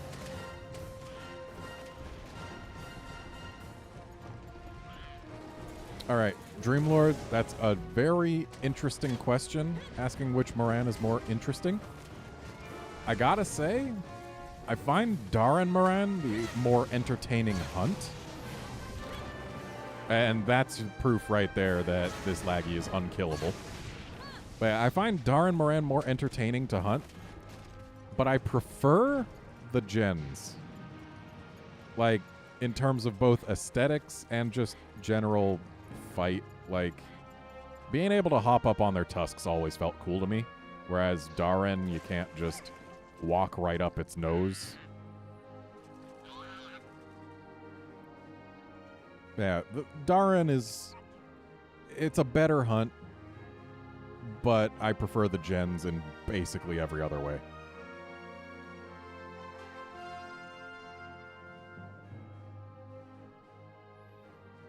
So the answer is Hallowed Gen Moran because it looks cool.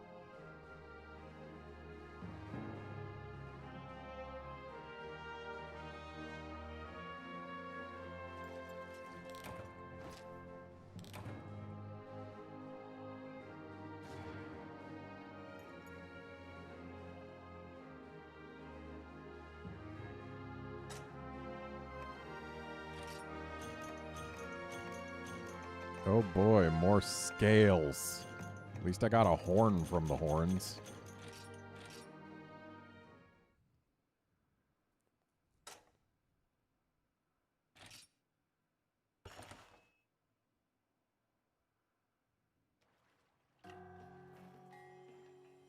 Oh, did they get another boat back?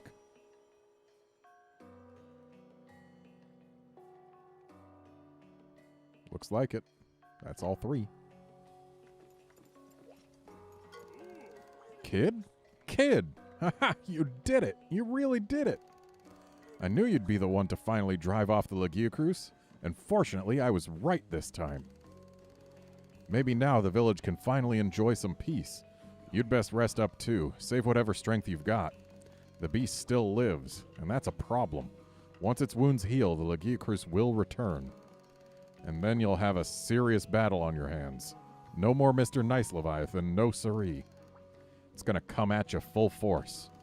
But that's still a ways off. You've got plenty of time to hone your skills, work on your Anyway, I can tell you're itching to finish what you started, and really, ain't that what counts?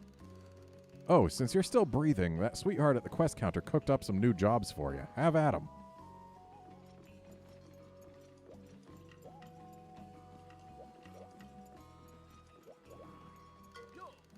Blackspear here, the man with the shanties. I be indebted to ye, matey. At last I can return to the open waters. Such is me joy that I've decided to put it to song. Here be a rousing ditty I call the Demon Harbor's Elite Fleet. Lagiacruz die beastie, hunter beat ye down, yo ho ho. I don't know what tune this needs, but we'll do it anyway. Now that you've took off, the fleet is back in town, yo ho yo ho. Captain Redspear, Blackspear too, we're a team forsooth, yo ho ho. Now our fishing expertise is through the roof, dun dun dun. So what do you think, The tender lyrics really speak from me heart. Ye've me gratitude, brave hunter. And I need to not do that voice anymore. That one is not good on the old throat.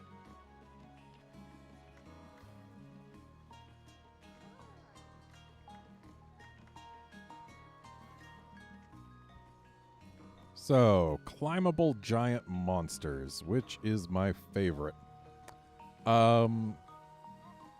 If you count Gogmazios as climbable based on where you ride it, then Gogmazios.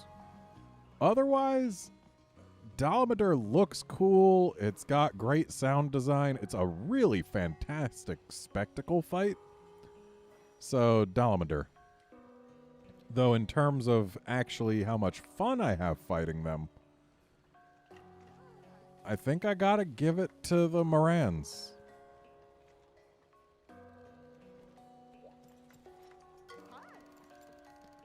Hun, you're my hero. We finally got all three boats back on the water. The hunting fleet is whole again. My boys are just tickled. I've never seen them so excited about their work. If you need something, anything at all, you just holler, all right? I mean it, hun. We're at your service.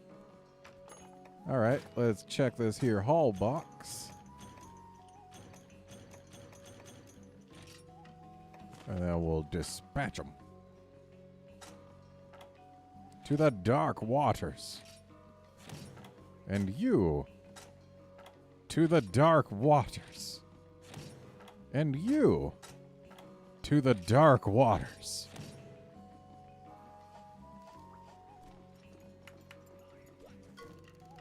Yo, I've been meaning to ask a favor. The itinerant cook's got a recipe for extra healthy grade A milk, but you can't make it without the right ingredients. Premium milk makes for dishes that stick to your ribs. Good and good for you. I've made a list of everything we need. Try to take some time out of your busy hunting schedule to get this stuff. Okay, what do I need to get you?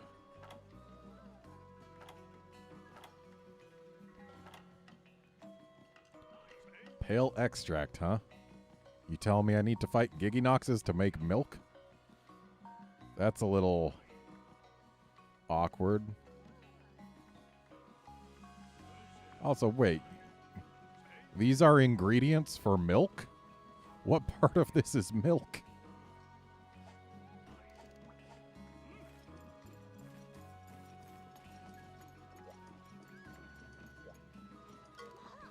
Wahoo! You did it! You drove that darned Legiacrus right out of the neighborhood. Betcha it took off because it knew the jig was up, that its scales were fried, that its check was mated. Nice one. You don't seem very excited. What's wrong? Aren't you happy you beat up the giant monster? Oh, you wish you'd killed it. You say the whole reason you're here is to stop the earthquakes for good? Yeesh, you are tenacious. I hope I never end up on your hate list. Okay, well, if you're going to be all hardcore about it, then so will I. Presenting a brand new monster hunting request. This time you're going after the queen of the land, the Rathian herself. As for her strengths and weaknesses, I know nothing. You want to know if there are any guild legends about this monster too? Nice try. Thanks to that earthquake, the guild's named this a hazardous region. It's hard to get info through the usual channels. And why do I sound so happy about that? Yeesh.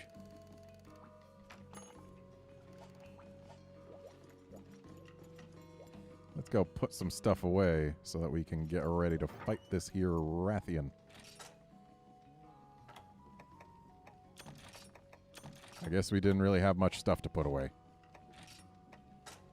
Let's see here. I want to make some flash bombs. Do we have bomb casing? Well, yeah, we do. I know we were given some. Question is, where on this list will I find the flash bombs?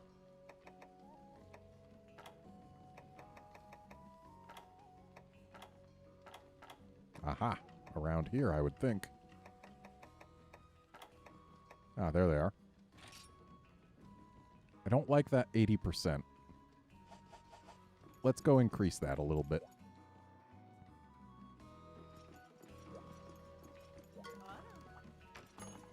Also, why am I even bothering? This is a low-rank Rathian.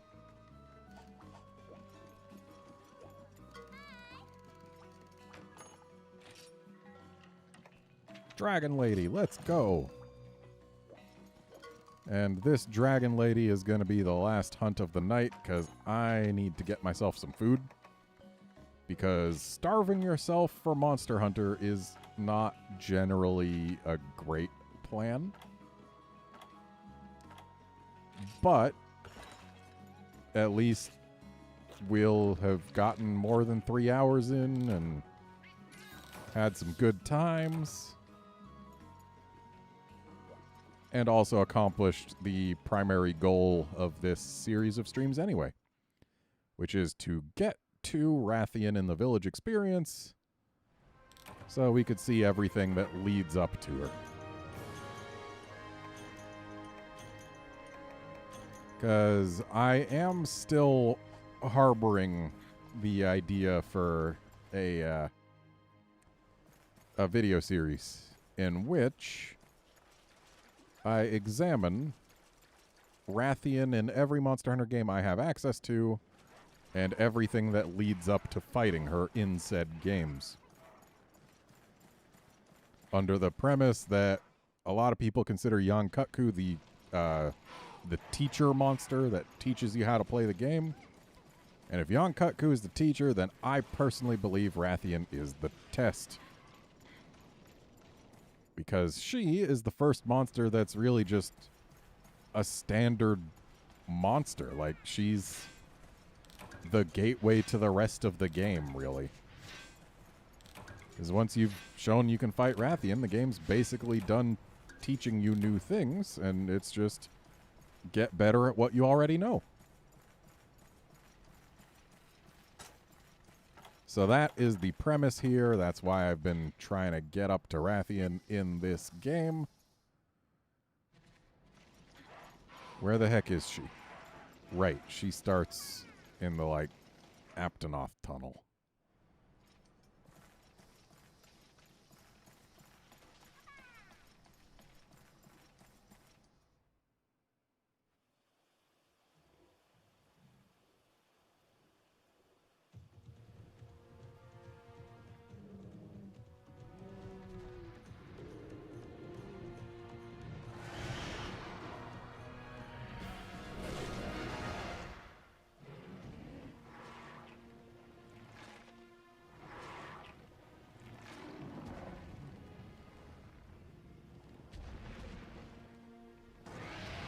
No, don't fly away.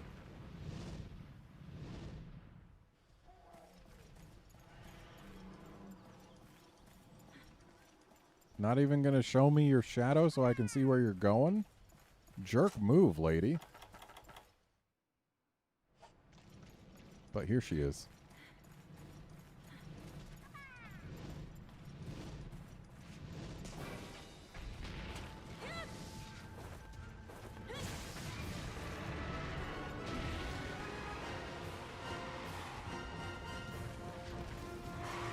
I'm not going to say 3U streams are over, because I do have a real desire to go through a lot of the 3U content. Because, like, when I did my 3U challenge run, I didn't really get very far into high rank. So there's a lot that I haven't even shown on my channel, and I kind of want to. So I might pick up my main file and do a few streams on that, just trying to hunt every monster at least once in G rank, for example. That might be a fun goal.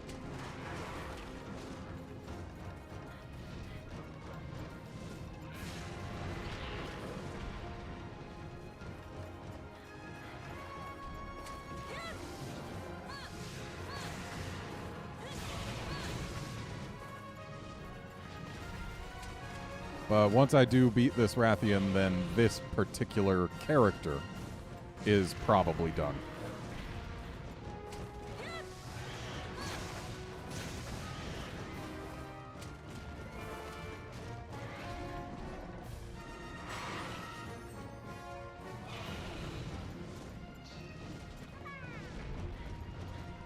And this video series concept I've been working on,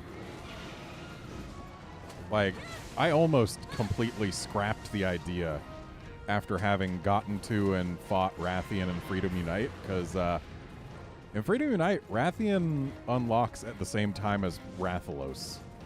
And there's no reason that should be the case. Like, she comes after Gravios. Wow, that is a soft head. Breaks way early.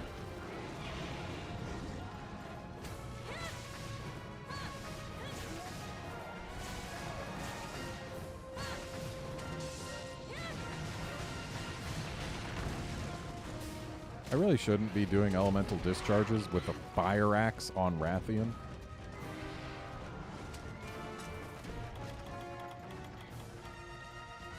Oh, they didn't even give me flashes. I should have brought some for the sparklies. But then again, the sparklies don't matter at all because I'm retiring this file after this hunt.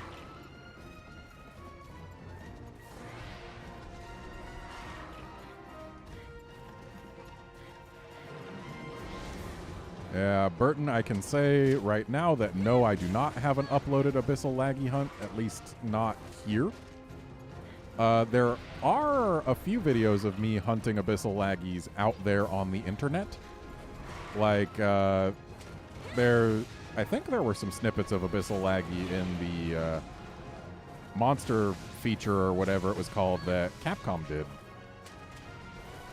And that I was the guest for. And also, if you look up the Well Done podcast from when I was a host on there, there's a few Abyssal Laggy hunts for that. But as far as on this particular channel, there are none yet, and I do plan to change that. Oh, are you not actually leaving?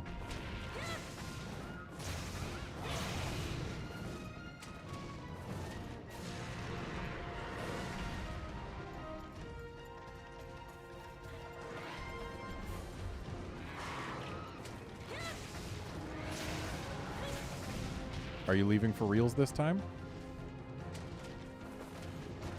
Looks like yes. I'm gonna guess she's gonna go up to her nest. My guess was wrong. Oh, she's hungry. You can tell because she stopped in midair before continuing to move. Well, that just means we might get a sparkly. There it is.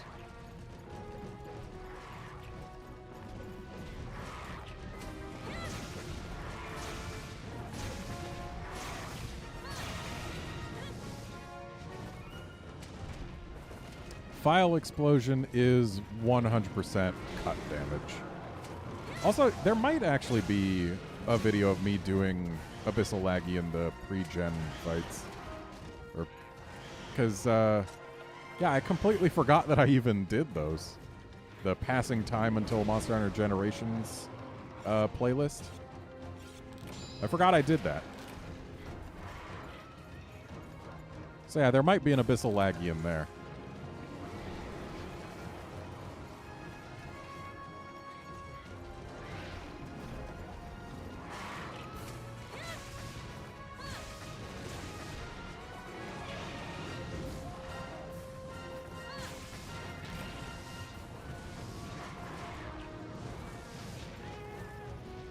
Give me that back.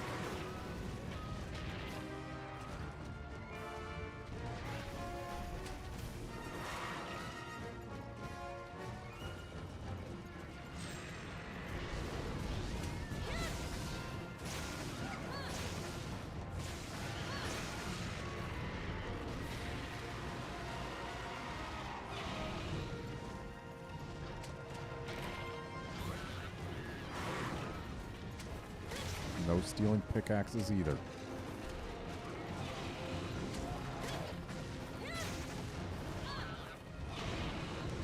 Ooh. She got me. Didn't expect her to do anything other than land in low rank.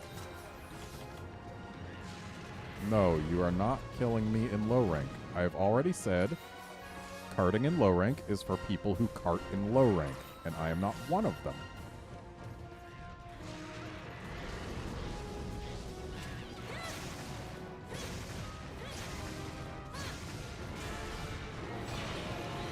Cool, her foot stopped me. Nope. You're not getting me that easy, lady. Well, it probably would have been fatal if she managed to poison me and then pin me.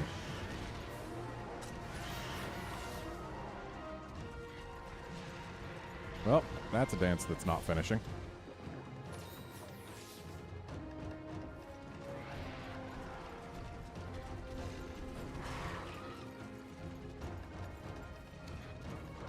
Hey, Cancer means crab.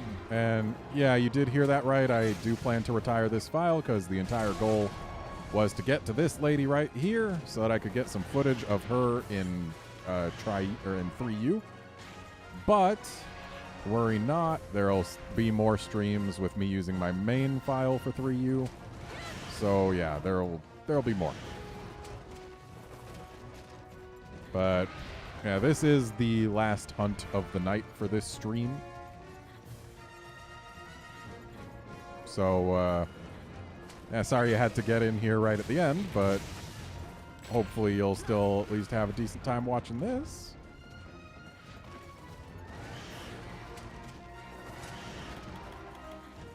I need to get a little more health so I can continue being a person who does not cart in low rank.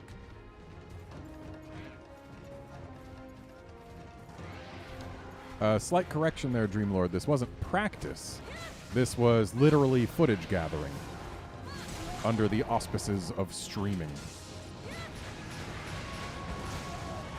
Because if I can gather the footage I want while also providing a stream to entertain people, then that's pretty much ideal now, isn't it? Lets me create content before I create content. And that's just efficient.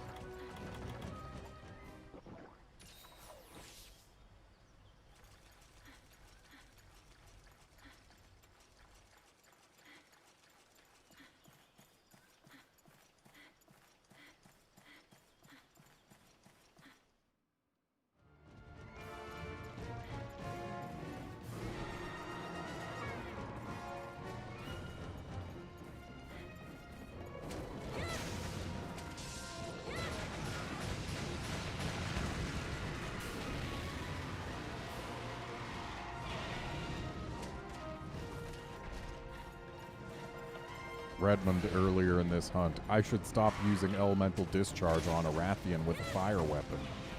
Redmond now. He uses elemental discharge on a Rathian with a fire weapon. Old habits die hard. I see that face in a place where I can hit it easily. I use the discharge.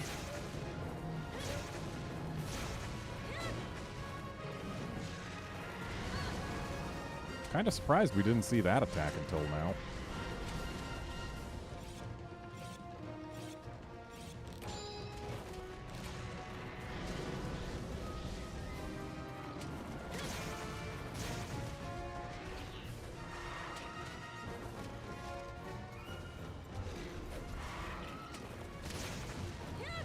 And that is a limpy lady.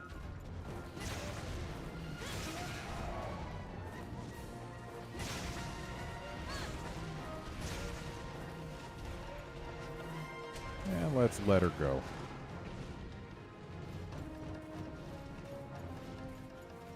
I mean, yes, Dreamlord, but this is an element file, so a lot of its damage is actually element. That's the main issue with using elemental discharge on Rathian with a fire weapon that happens to also have an element file. If it was a power file, then yeah, absolutely. But with an element file, a lot of its damage is element, so oops.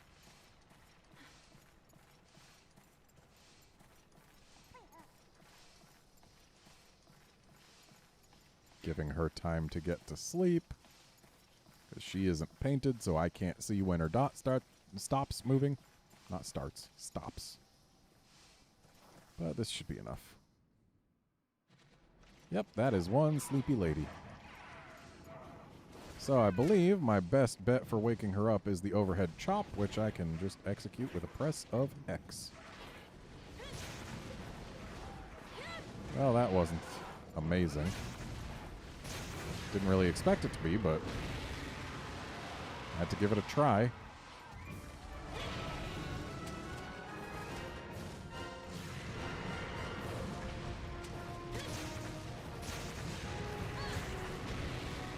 Rawr.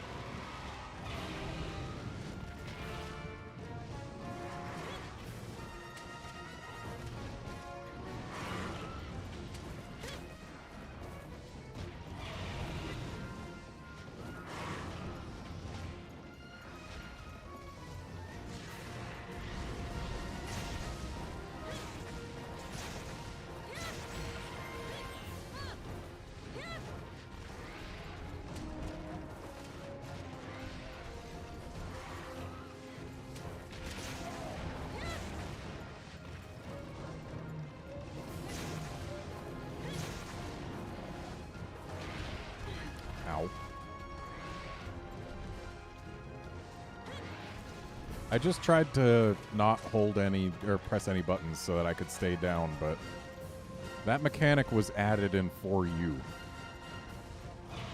It's one of those things that just feels so normal that it's like it's always been there, but no, 4U is the first game where you could stay down. Also, Cha-Cha just got that kill.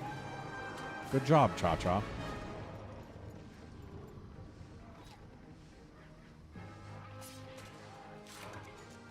All right, good night, Burton. Hope you enjoyed.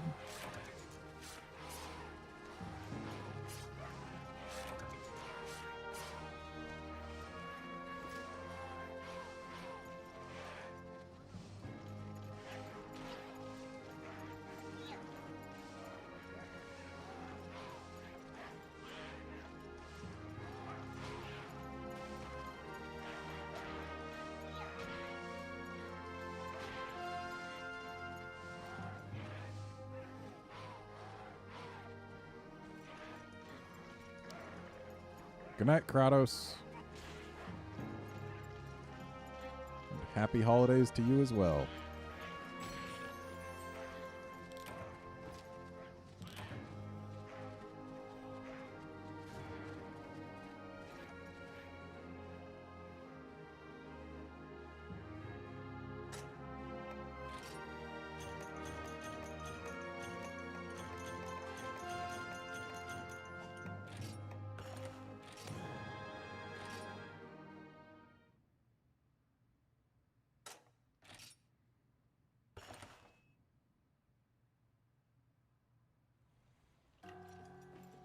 Might as well see what everyone has to say before we call it quits.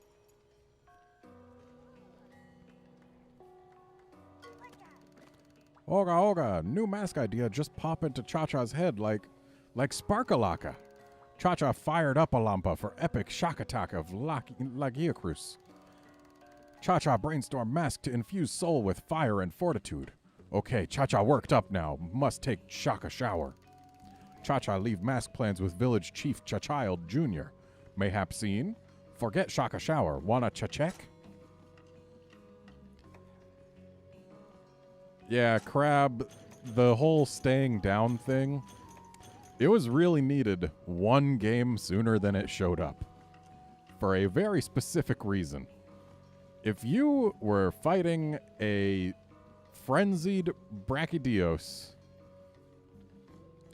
and you were using either an insect glaive and made the mistake of grabbing an orange essence, or if you had the Rocksteady skill in your armor, the skill that made it so that you got up from being knocked down a little faster, then that frenzied Brachydios had a guaranteed combo that it could hit you with because it connects on the exact frame that you are able to take damage again and before you can actually roll out of the way.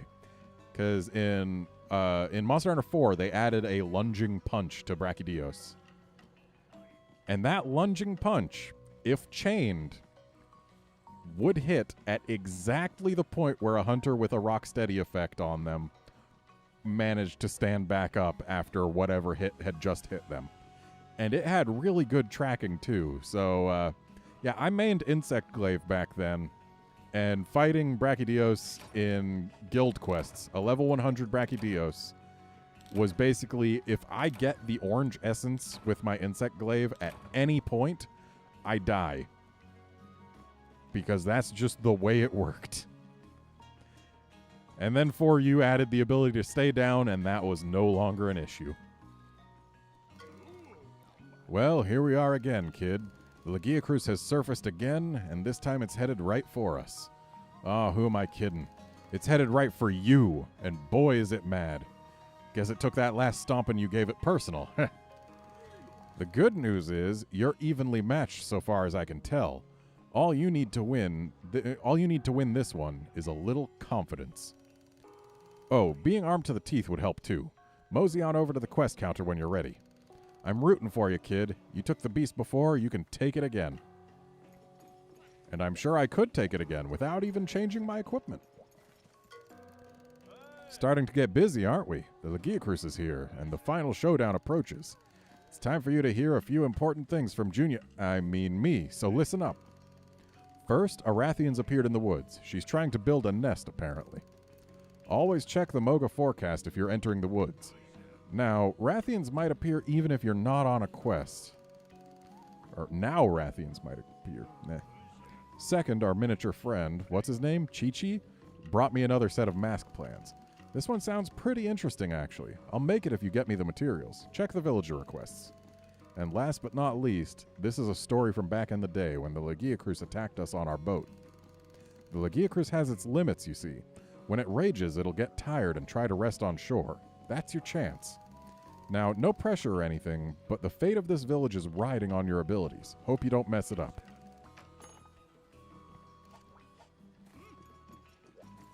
And just for curiosity, I want to see what kind of armor I would have if I made full Rathian gear. So I would have 18 per piece times 5. So that would be 90 defense. So I would be at considerably higher defense if I made Rathian armor than if I went with what I have now, if I was playing in the Japanese version. So, yeah, that's a thing, I guess. I guess I have been going with less defense than I could have been in the Japanese version. But, yeah, who cares? I don't. Congrats on the Rathian hunt. So, I've got some news for you, Hunter. Try not to wet your pants or anything, but your buddy the Legiacrus has been spotted again. Oddly enough, it's angry. All the eyewitness reports have it headed straight for Moga Village. Whoa. The good news is you get your wish. Now you can kill that sucker dead. You are going to kill it dead, right? Just because, you know, it might destroy the village if you don't. No pressure. You can do it. Rah-rah and all that. Because of this text, I always liked capturing the first Laggy in the first actual hunt quest. Because like, haha, I didn't kill it. Though lore-wise, monsters you capture do still end up dead in every game prior to World.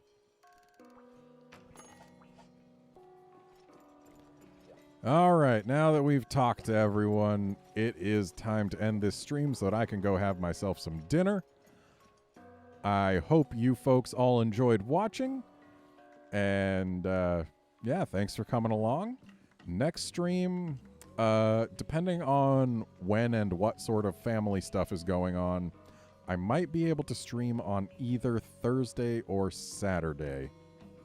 Or both.